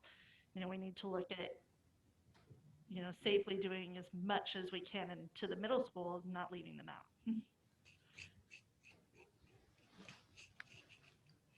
Thanks, Sarah. Bonnie? Okay, can you guys hear me? We can. Yeah. You know, the board has great comments, and it has been a year, a whole year, and that's just crazy. I can't believe a year has gone by, and you know, we deserve to, you know, there's not an easy answer and there's not a right way, and I know it's difficult, and I live it every day. I just want to see our kids get back in class if we can do it. I think we owe it to our children to do that, and I think that we have some amazing teachers that can do it and can make it happen. And so I just can't believe it's been a year, you know. So I love everyone's comments, and there isn't any right answer. And what Laura said is, yeah, I have staff, good staff that are good friends, and I have parents that are good friends. And so it's very difficult, you know, with all the emails, and we get all the emails and the letters and the input, and I take the time to read them all. And I just, it's been a year. That's all I have to say. Thanks, Bon. Kendra covered most of the questions that I have, but I have a couple other. So tell me about ESS if we return to basic. Yeah, so ESS would go back to their, for all intents and purposes, they go back to their normal operations. Do they have space Mm-hmm. to do that? Yes. Okay. It's tough. The teachers talk a lot about small groups. And while I understand that small groups may be difficult or maybe even impossible, I know that whole. Oh. Sorry.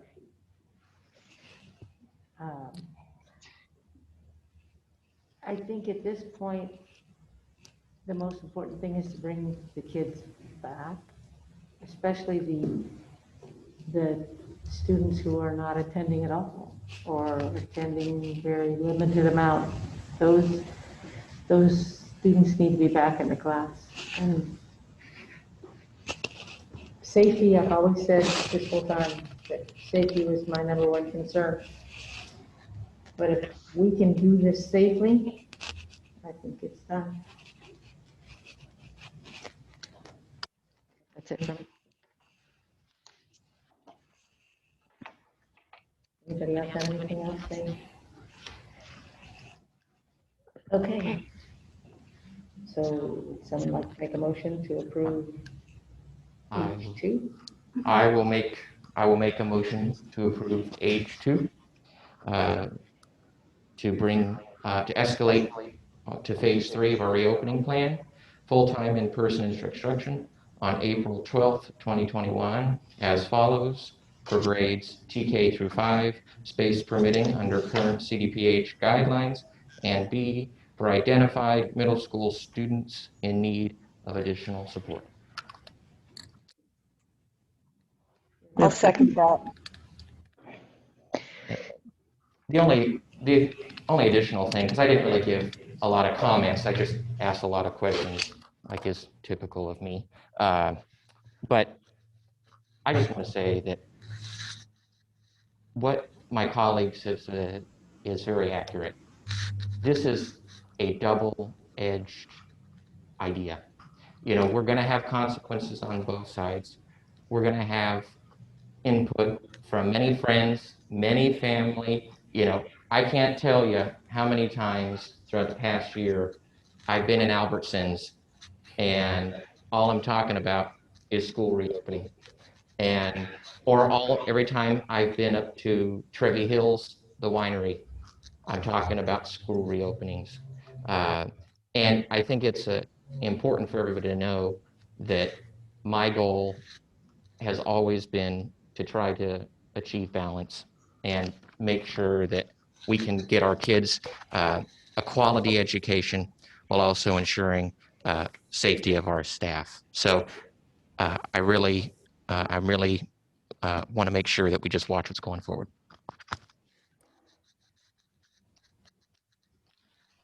Anybody else have anything? Then we'll vote. And since Bonnie is remote, we'll do it one at a time. Bonnie? Aye. Sarah? Aye. Rhonda? Aye. David? Aye. And I will vote aye as well.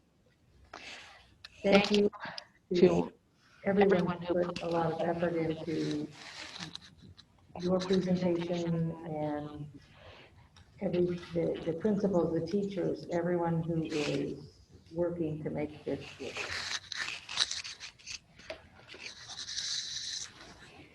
Okay, we go to Eric Garcia to present the second interim.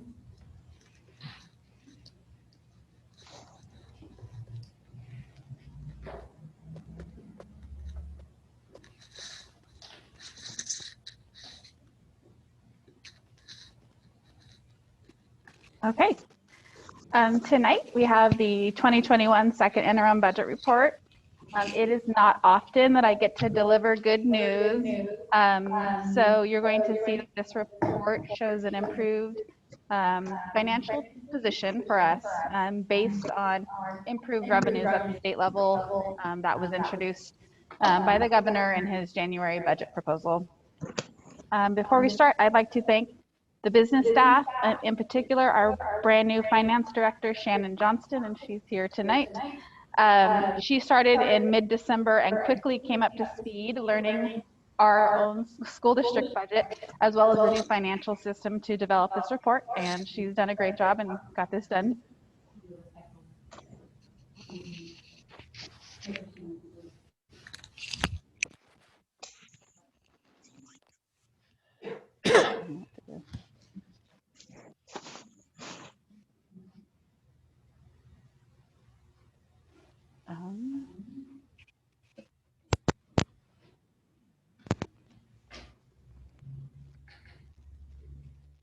I don't know what to do. Does that sound okay? Okay, hold on.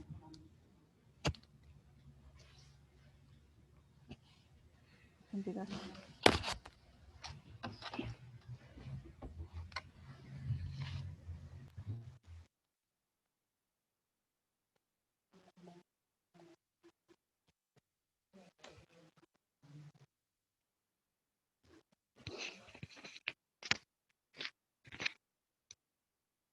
All right, so I'm trying again. Let's see. How does it sound now? Am I still echoing or not? No? Okay, awesome. All right. The other thing is, before we get started, this report is going to be just a tiny bit longer than normal because we are going to review some of the COVID funding that we received, how much money we're getting in and how we're spending that. And we're also going to review 3 of the other funds that the district operates because they're having some changes, significant changes that the board needs to be aware of. Oh, no, I forgot to share. So much fun.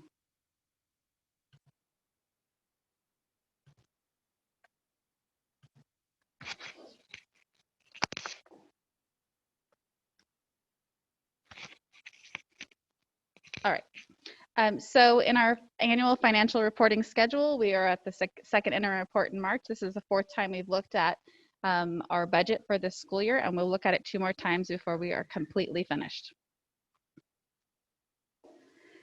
In terms of revenues, we are projecting at this point to bring in $63.1 million of revenues. Our local control funding formula is still by far the largest funding source that we receive, almost 70%. But I will tell you that in this year, that our federal sources of funding are growing because of federal stimulus bills that are being passed in Washington, and so they're bringing more federal funds in, which is causing our local control funding formula to be a little bit less than it normally is as a total of our funding sources. And when we look at revenue changes since our last budget, and we did the first interim budget report back in December, in LCFF, we are recognizing prior year property tax allocations that have coming in this year, and that's the increase of the $30,000 there. And then the big increase, though, is in the federal funds. The $2.1 million increase is due to the second federal relief bill that was passed at the very end of December. It is referred to as ESSER 2 funds for us. So that is the largest portion of the increase that we have here in our revenues at this point in time. For state revenue increases, we've received additional allocations of special ed infant and mental health funds. And then our local funds are dropping because, again, we went in and looked at the local donations that come in on a annual basis. And this year's very different, and those donations are just not coming in, so we reduced the revenues there to account for what we've received to date. Moving on to expenditures, we are projecting to spend $61.5 million this year. Salary and benefits is also our largest category that we spend funds on our staff, at 83.4% this year. Again, this is a different year. That piece of the pie in expenditures is normally larger, closer to 85 to 87%. What's happened this year, we've made significant one-time investments in supplies for PPE, but primarily for technology. We've purchased lots of devices for our staff and our students to accommodate distance and hybrid learning. So the mix of how we're spending money looks different this year as well.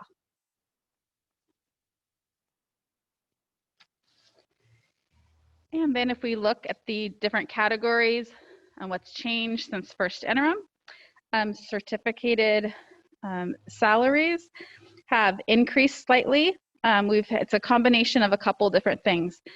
We brought on 1.5 additional special day class teachers to accommodate bringing back special day class students 4 days a week in January and February. So that has caused an increased. And on the other side, we've decreased our substitute teacher budgets there. In classified staff, our salaries have decreased slightly.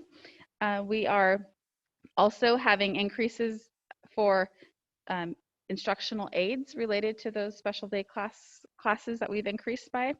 But then on the other side, we have recognized vacancies in our transportation department that is creating a savings in classified salaries.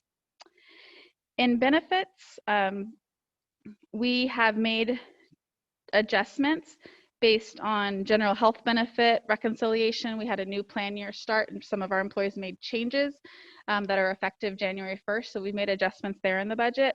And we're going to talk about this a little bit more, but we've also included a payoff of a prior year retirement incentive there. And we're going to be making an additional contribution to the district's OPEB trust. And we're going to talk about that later.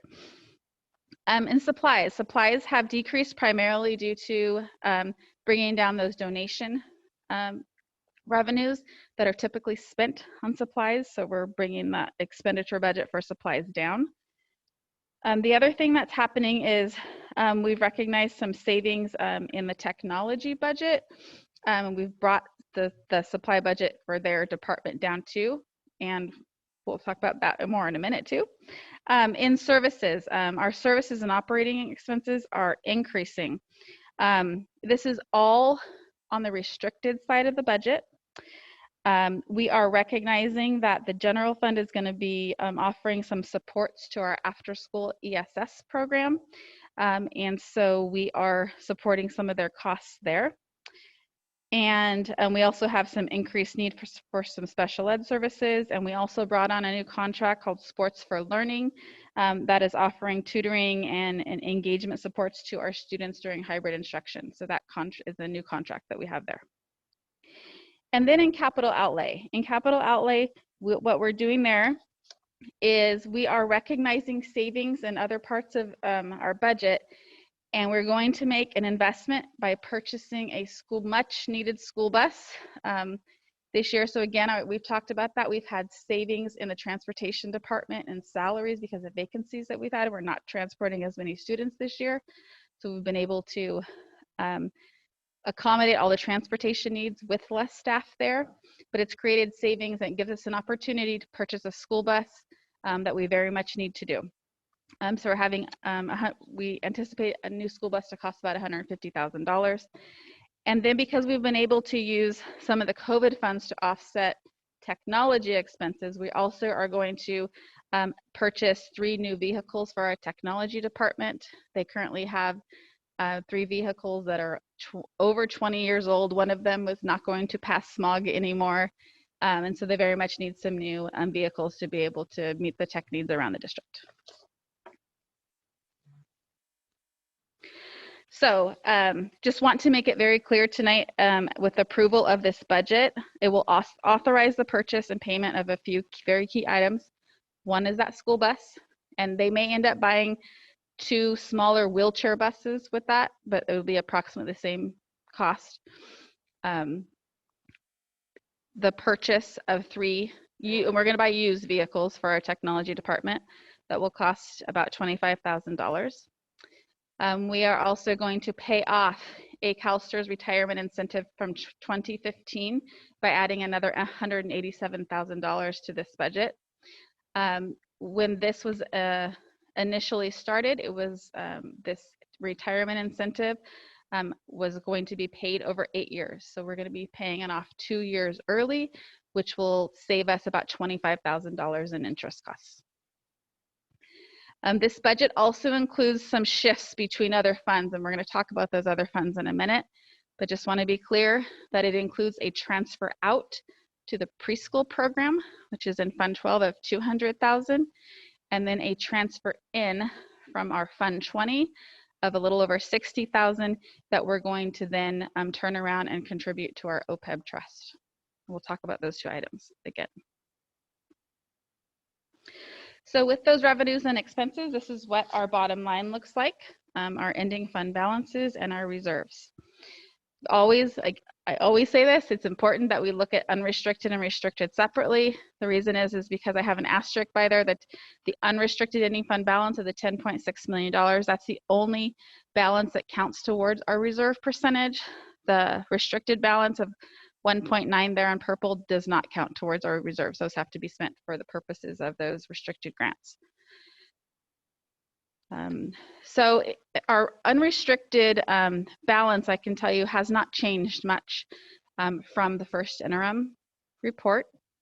The big change is in the restricted side, and that's because of the influx of another federal relief funds, And you can see we have a surplus balance there. We did not know about these funds or receive them really until middle of the year. And we expect the bulk of those funds to be spent in the next school year, but we're recognizing the revenues in this school year. And so that leaves us with a reserve of 15.79%. Just want to point out that of that $10.6 million unrestricted ending fund balance, we are setting aside two amounts as committed balances. And that just means they're being formally set aside. Then they cannot be used on any other purpose except for those two items. So one is we're setting aside $400,000 of deferred maintenance funds that we've been saving over time to spend next year on needed projects. And we are also setting aside $391,000 to pay off fully the STRS retirement incentive for teachers that will be retiring at the end of the school year. So our intent is to pay off in a lump sum that incentive, so we will have no interest costs on that.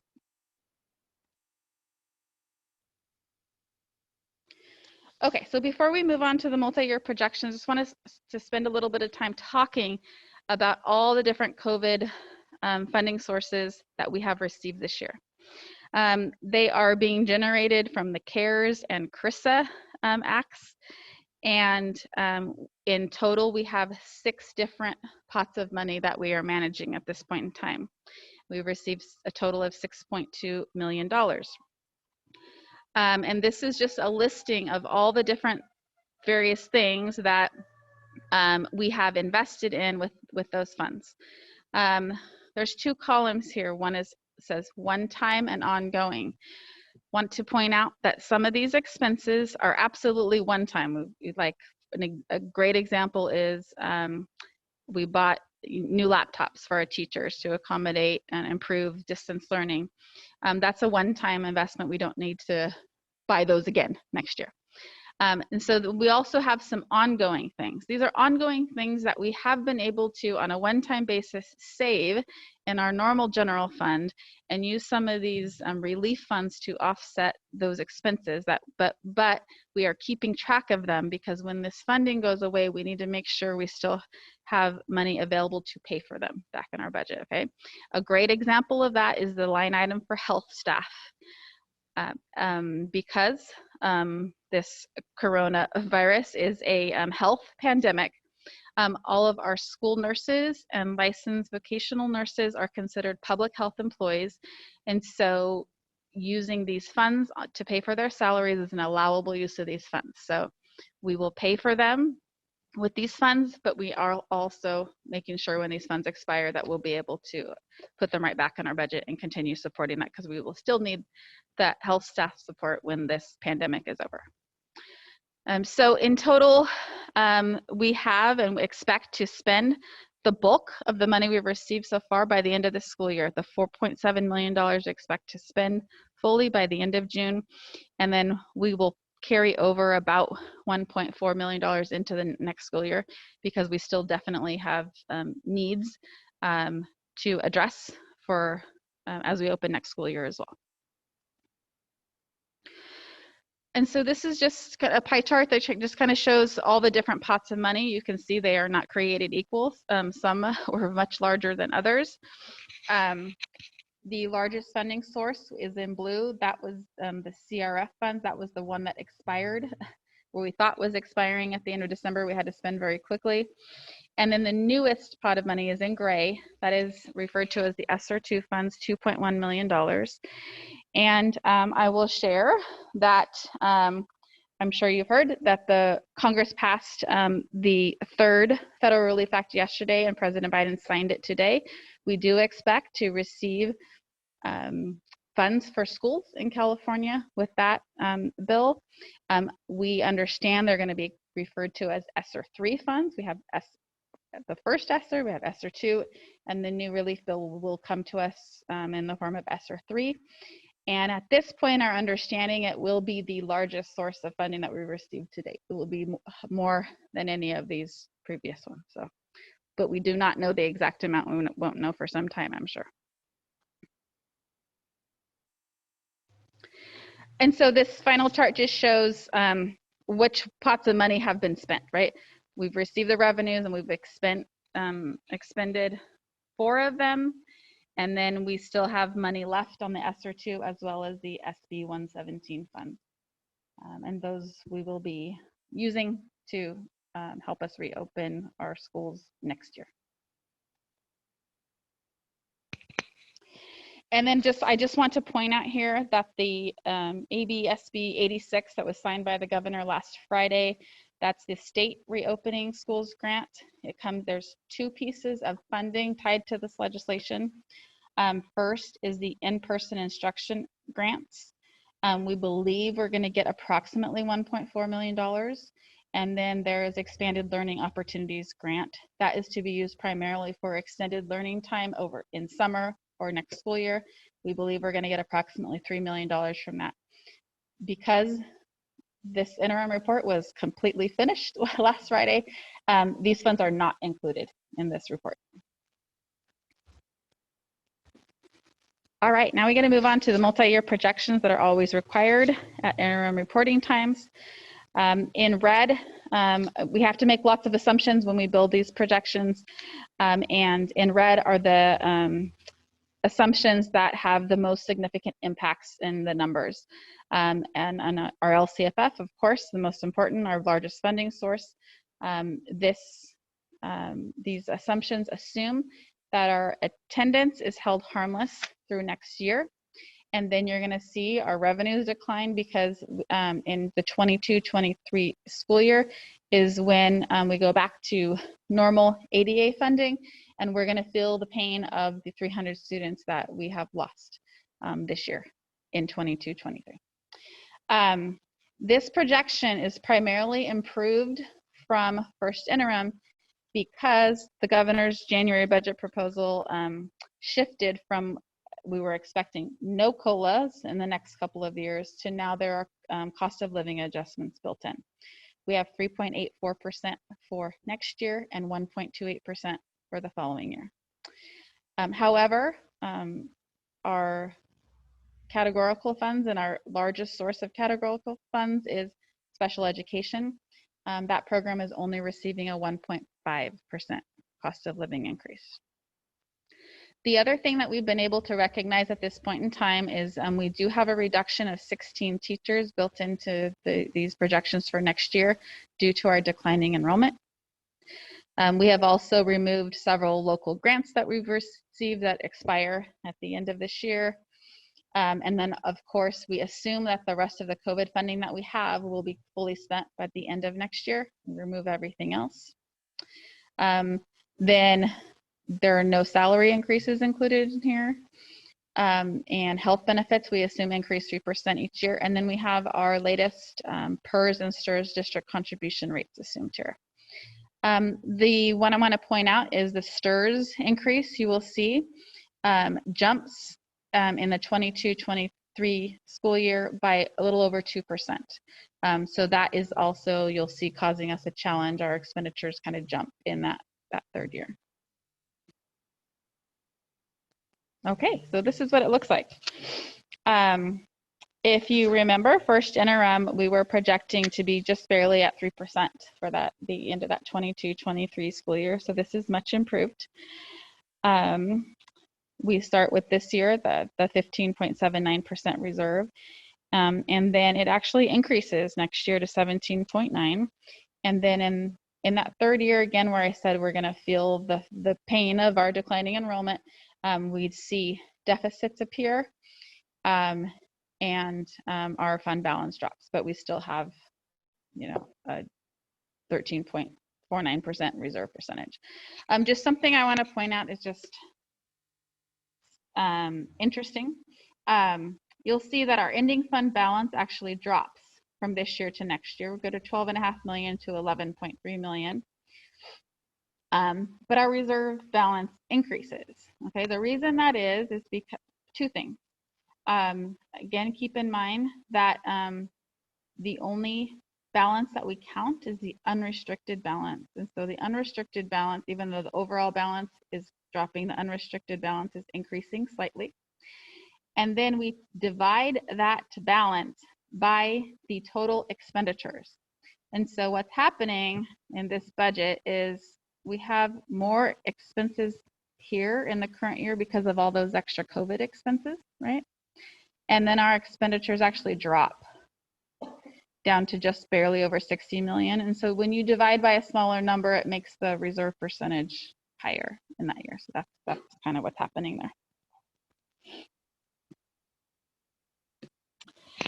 All right, we've been talking about cash flow this year. This report includes detailed cash flow projections.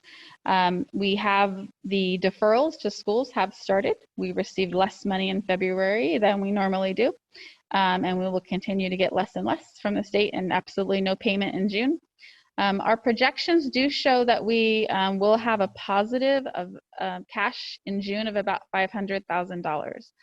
I will tell you that we decided to go ahead and issue a TRAN anyway because we're just not comfortable dropping that low.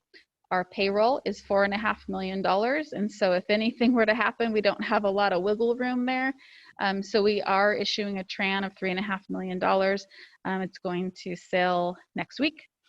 And we expect that TRAN to cost us about $15,000. So well worth the peace of mind to know that we'll be able to pay our employees at the end of June. All right, and now we're going to move into other funds. There's some significant changes that the board needs to be aware of here. First is our Fund 12, our Child Development Fund. Within Fund 12, we run 4 distinct separate programs.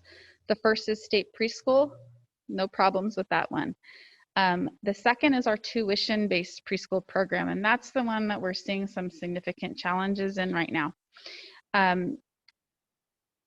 It had some structural budget problems before COVID, and then with COVID, they've had to open this year with much lower numbers of students, which means they're bringing in less tuition.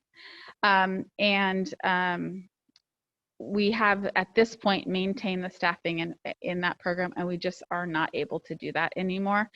The expenses are, you can see, are greatly outpacing the revenues that we bring in there. So at this point in time, we have committed to a $200,000 contribution from the general fund to preschool to support it this year. You can see that that is not covering the whole amount. They still have a deficit problem there. So we will revisit. They've already started making some changes. They are bringing in a few more students, that as many as they can with still maintaining all the distancing that's required. So there's a little bit more revenues coming in. So we will revisit this over the summer as we close the books, and we may need to contribute a little bit more at the end. I can tell you the ESS program is also accounted for in this fund, and they are also having challenges. Again, they are operating a 12-hour program, and normally they just operate before and after school. So they have more staffing expenses there, and they also have less money coming in than normal. So what's not showing in this is the district is also supporting the ESS program this year by a little over $200,000, but we do that by way of shifting the expenses over to the general fund for this one, so you don't really see the deficit in here as much. But we are supporting that program as well. And in addition, they got a grant too.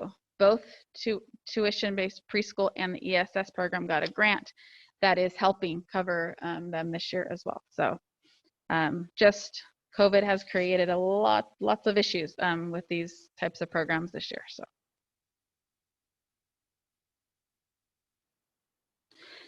And a bright spot, though, is our cafeteria program.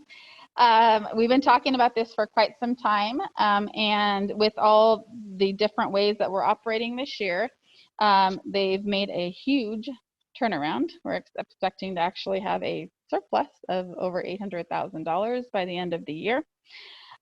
This is all due to finding creative ways to get as many meals to kids in our communities as possible.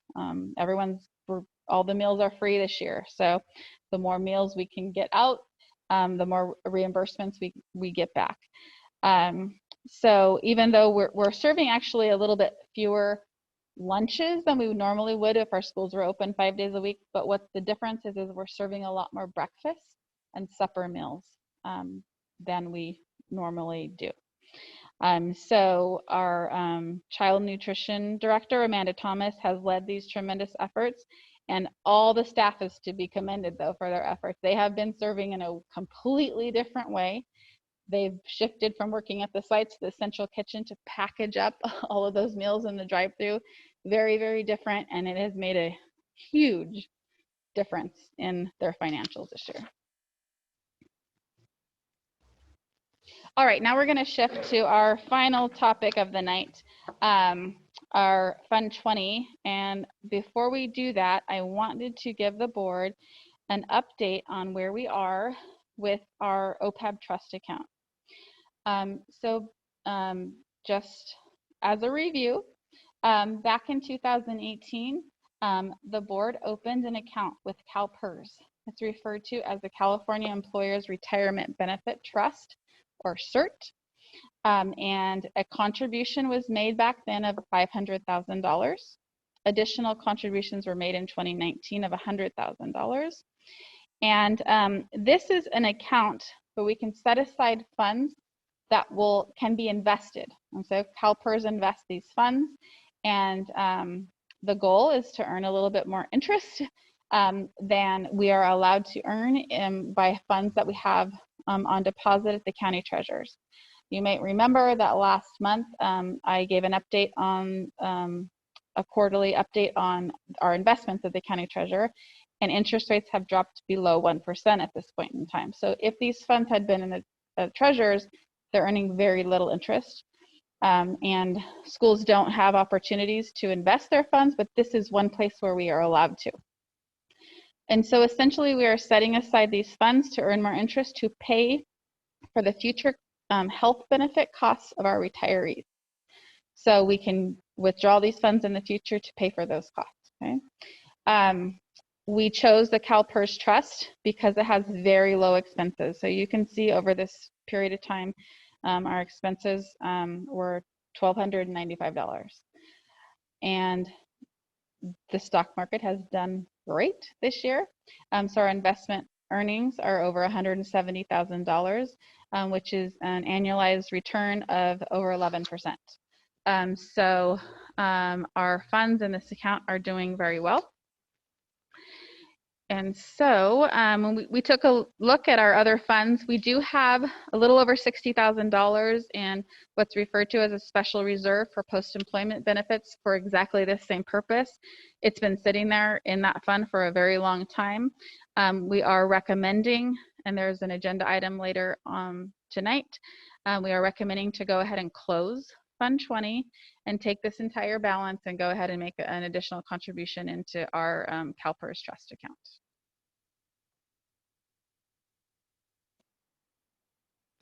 All right, and that is it. Do you have any questions?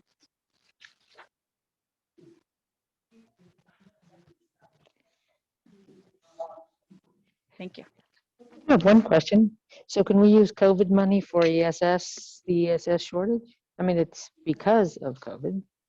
Yes, we absolutely can, and we are. I think a little over $116,000 of some of the CARES Act funds we are using to pay for this. And yes, that is an allowable use to support after-school programs for students. Okay. Mm-hmm. Yeah. It will go into restricted. Yes. All of these COVID funds have gone into restricted at this point. Mm-hmm. So that was similar to my question. So with the ESSR or ESSER yes. 3, I'm never going to get that right. Did the first round and second round have specific things we had to spend them on? Yes, they do. So it's expect that these will too. Yes, and my understanding is they'll have the same uses as the first two did. The same exact list of allowable things will be the same as this third round. Okay, and then just on the CalPERS Trust. So how do we end up making a payment on our retirees' health at some point? Like, when do we use that money? How is it used? So anytime that we want to use that to pay for our health benefits, we just request a drawdown of our account, and they put it right in our bank account, and we can turn around and spend that on retiree health benefits. Thank you. Anybody else have any questions? Well, thank you, Erin and Shannon, for all the hard work. I appreciate everything you're doing. We all do. Okay, so we need to make a motion to adopt the second interim. Would someone like to make that motion?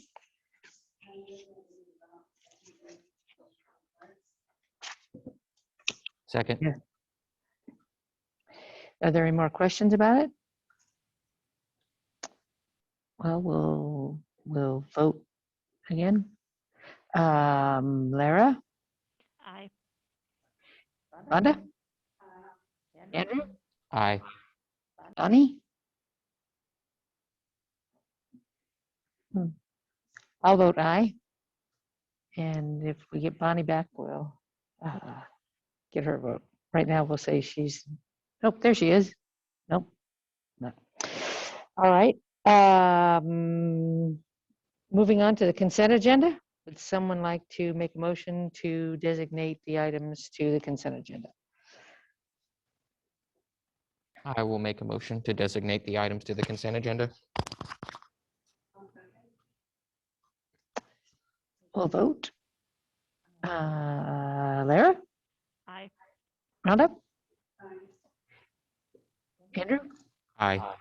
I will vote aye as well. And now we will adopt the consent agenda. Is there anything anybody wants to pull? I'll pull item 2.2. Okay.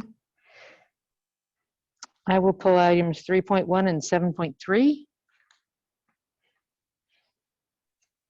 Anybody else wants to pull anything else? Okay. I'd like to make a motion to adopt all but 2.2, 3.1, and 7.3.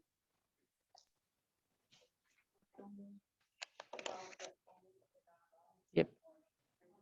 You can just, you're muted, but I think we all. Okay. I like to be muted. You have a second? I'll second that. Okay. Any more? All in favor, Lara? Aye. Rhonda? Aye. Andrew? Aye. I vote aye as well. So 2.2. In fact, that one's one that I would have pulled had you not. Okay. You have the most knowledge of the people that are, since you are on there as well. Yes. So we thank you for doing that. Well, I thank you guys for your support of me being on there. So it's a lot of, I enjoy being on the delegate assembly for this California School Boards Association. For those of you who aren't aware of what the California School Board Association delegate assembly is, it's sort of the governing body for the association. So they help set, there's, 800 delegates from across the state from all different school boards. And we meet a couple times a year. We talk policy, and we talk about how we want to advocate in Sacramento for our school districts. And so I certainly enjoy having those conversations with folks from across the state. So there is an election for delegates for San Diego County. And so we can have up to 7. There's 6 folks that I believe we should support. So I want to list those off, and then we can discuss it. So I'd like to support Leslie Bunker from the Chula Vista Unified School District. I'd like to support myself from the Lakeside Union School District. I'd like to support Melissa Crow from the Warner Unified School District, Don Perfect from the Ramona Unified School District, Barbara Ryan from the Santee Union School District, and Katrina Young from the San Diego Union High School District. So those are the folks that I have listed, and I'm open to questions, comments, and anything else.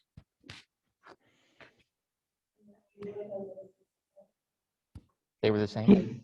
Okay. Any other comments? Nope.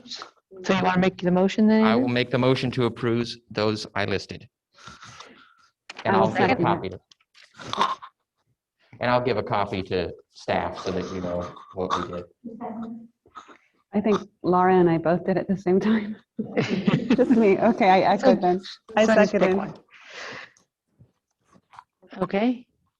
All in favor? Sarah? Aye. Andrew? Aye. And I will vote aye as well. Okay.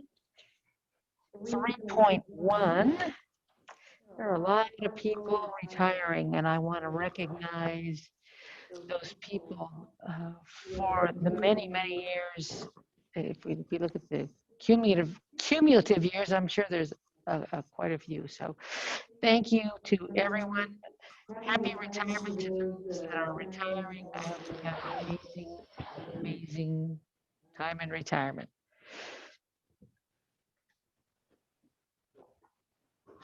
I would just like to say, when I went through this list, I was very sad.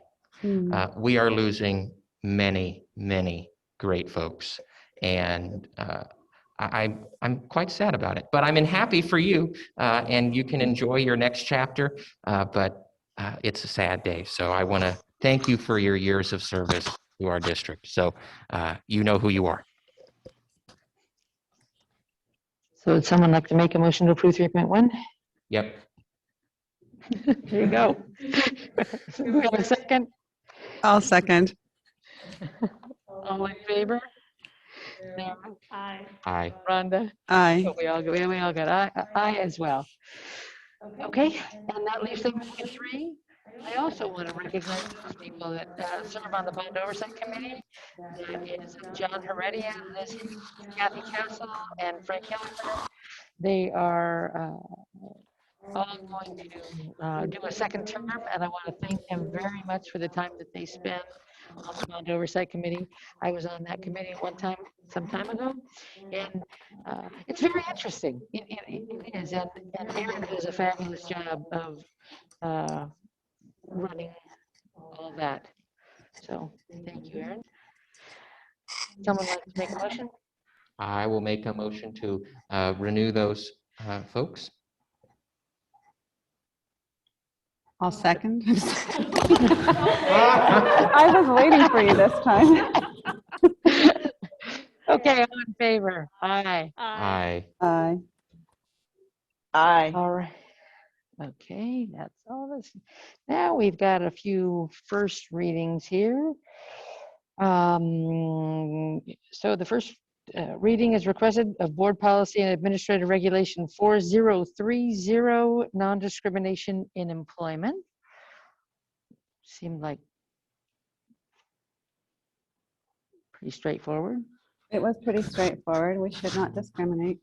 Absolutely not. Agreed.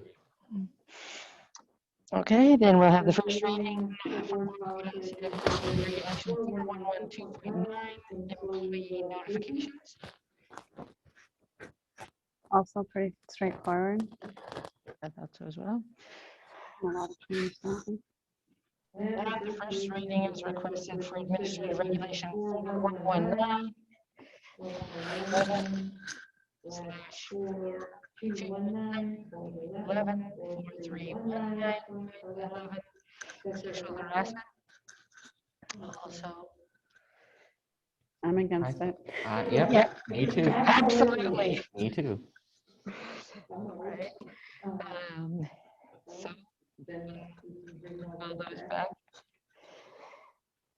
And we have the enrollment report from Aaron.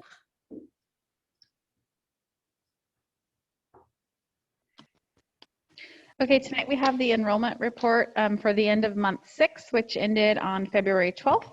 At that point in time, we had 4,654 TK through 8th grade students enrolled, and that was a decline of only 5 students from the prior month. Okay.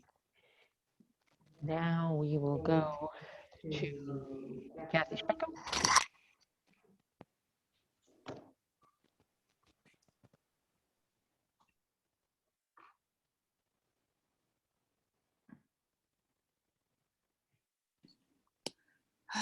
I'm not muted anymore. You should hear me.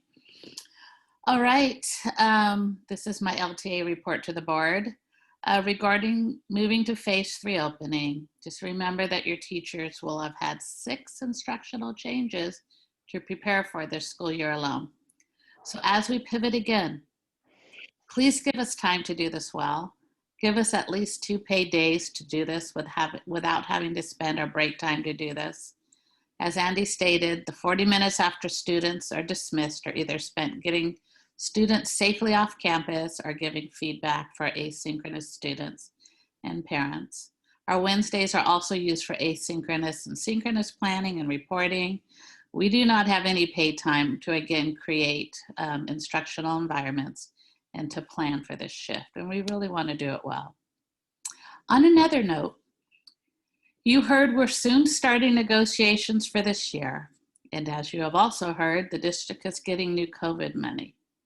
Other essential workers get paid overtime for all their extra work, but your teachers do not.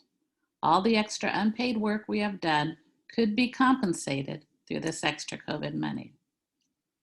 And lastly, through all the trials of this year, your teachers are educators who have never lost sight of their job of educating our students. This year, I think we've proven this more than ever. We have always put our students first, and we will continue to fight to make sure the classrooms our students come to every day are the best classrooms that we have to give. Thank you very much. Thanks, Kathy. And now we hear from David Myers.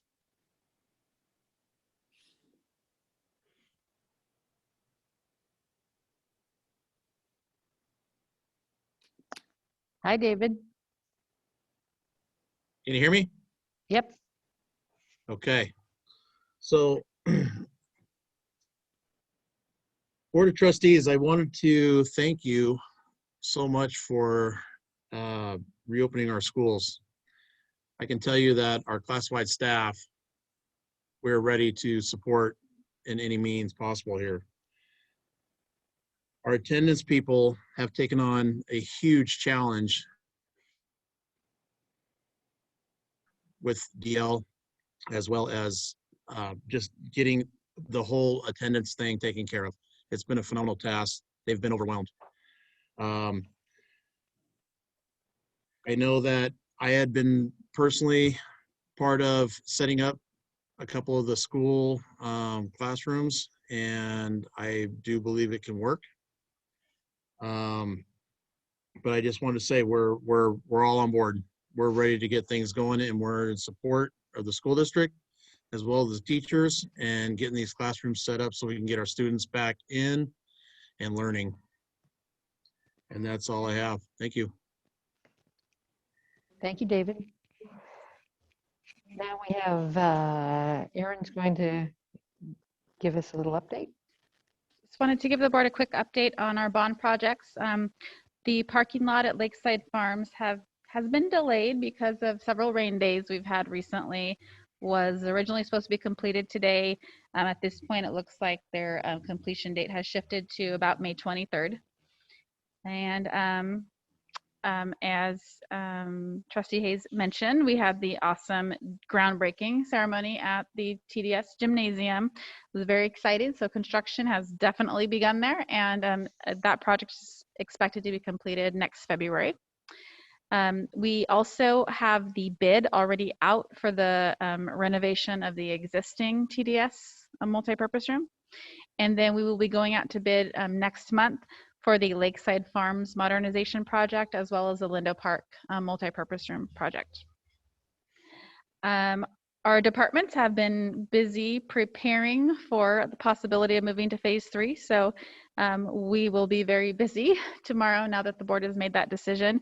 The M&O department has already been out assessing all the different furniture needs, what needs to be removed, what needs to be added. We'll be working on that, and our purchasing department is ready to push the button to purchase all the various things that we're going to need for that, so we're ready to go. You may have noticed the M&O department worked very hard over this last month to refinish the outside of the district office building. They restained everything and painted the trim of doors and windows out there. It looks awesome. They also supported our fire marshal inspections that took place at all of our school sites recently. It went well this year. We just had a few minor corrections that needed to be made. And maintenance is also going to start next week. Their HVAC unit cleaning. So they're going to go around and clean all of the HVAC units. They do that 3 times a year. And they're also ready to do another filter change. Right now they're replacing the filters in all of our AC units every other month. So they're ready to do that next week. And then finally, our awesome child nutrition department is going to do another food distribution next Friday. So 6:30 to 8:30 in the morning, you're welcome to stop by and help us. They next week are in doing their largest distribution to date for the holiday breaks. Previously, they handed out a 7-day meals for every student. Next week, they are doing 14 days of meals to cover the entire spring break. So it should be awesome. So feel free to stop by and help us out if you want to. That's it. Thanks. Dr. Reed, Ed Services update. So you heard that the expanded learning opportunities grant was approved. So we are continuing our plans to have a really nice summer school. Because of this grant, we're able to do not only our Title I schools, but we're able to expand to be able to offer some immersion summer school support. So we're very excited about that. So we're moving forward with those plans. We're completing our LPAC testing. The sites finished their testing, and we are Kelly Morton, Kelly Gilbert, and Marta Rico are doing the distance learning English language learners here in the boardroom, finishing those up. We are trying to think about what a distance learning strand could look like for next year. I'd like to be able to continue to offer distance learning for next year. So we're thinking, oh, I don't know how. Sorry about the echo. Thinking about what the distance learning strand could look like next year, because we know we have students that really were really successful, and we want to see if we can figure out what that might look like next year, and how we could conceivably get a hybrid idea going there too. We're still working on that. We're running immersion kindergarten parent meetings. We've had some great turnout for our immersion kindergarten parent meetings. This is the time that we do registration. So we're working on a centralized paper registration system. We're going to have an evening registration next week.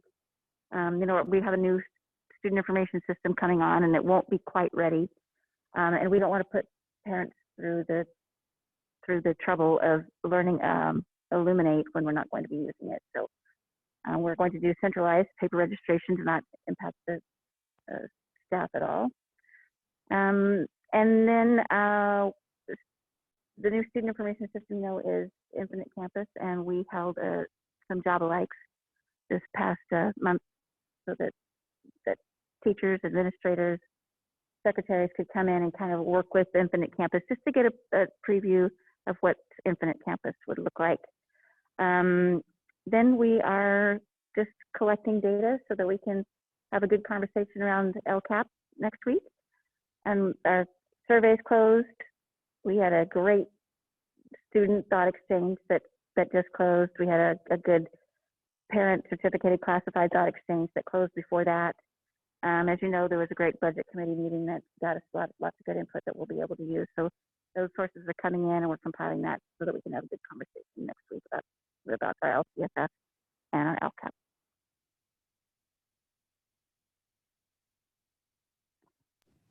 Thank you. Dr. Johnson. Thank you. Just 3 quick things to close the meeting. Dr. Reed just mentioned the student thought exchange that we did. We did it for 5th, 6th, 7th, and 8th graders.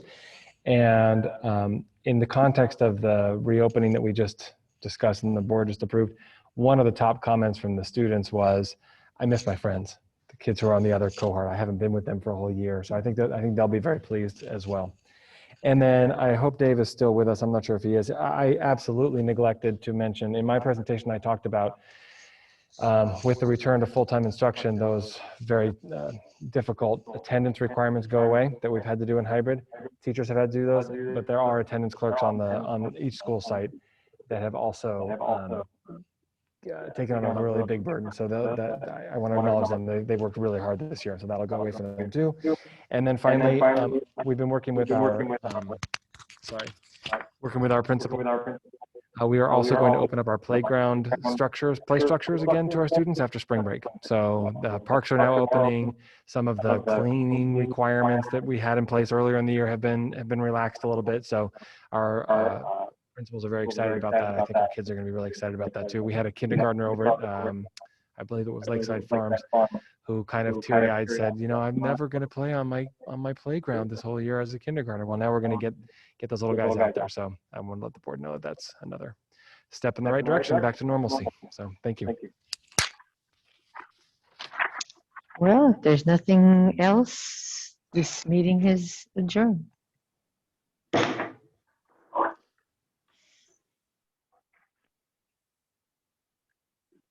Thank you.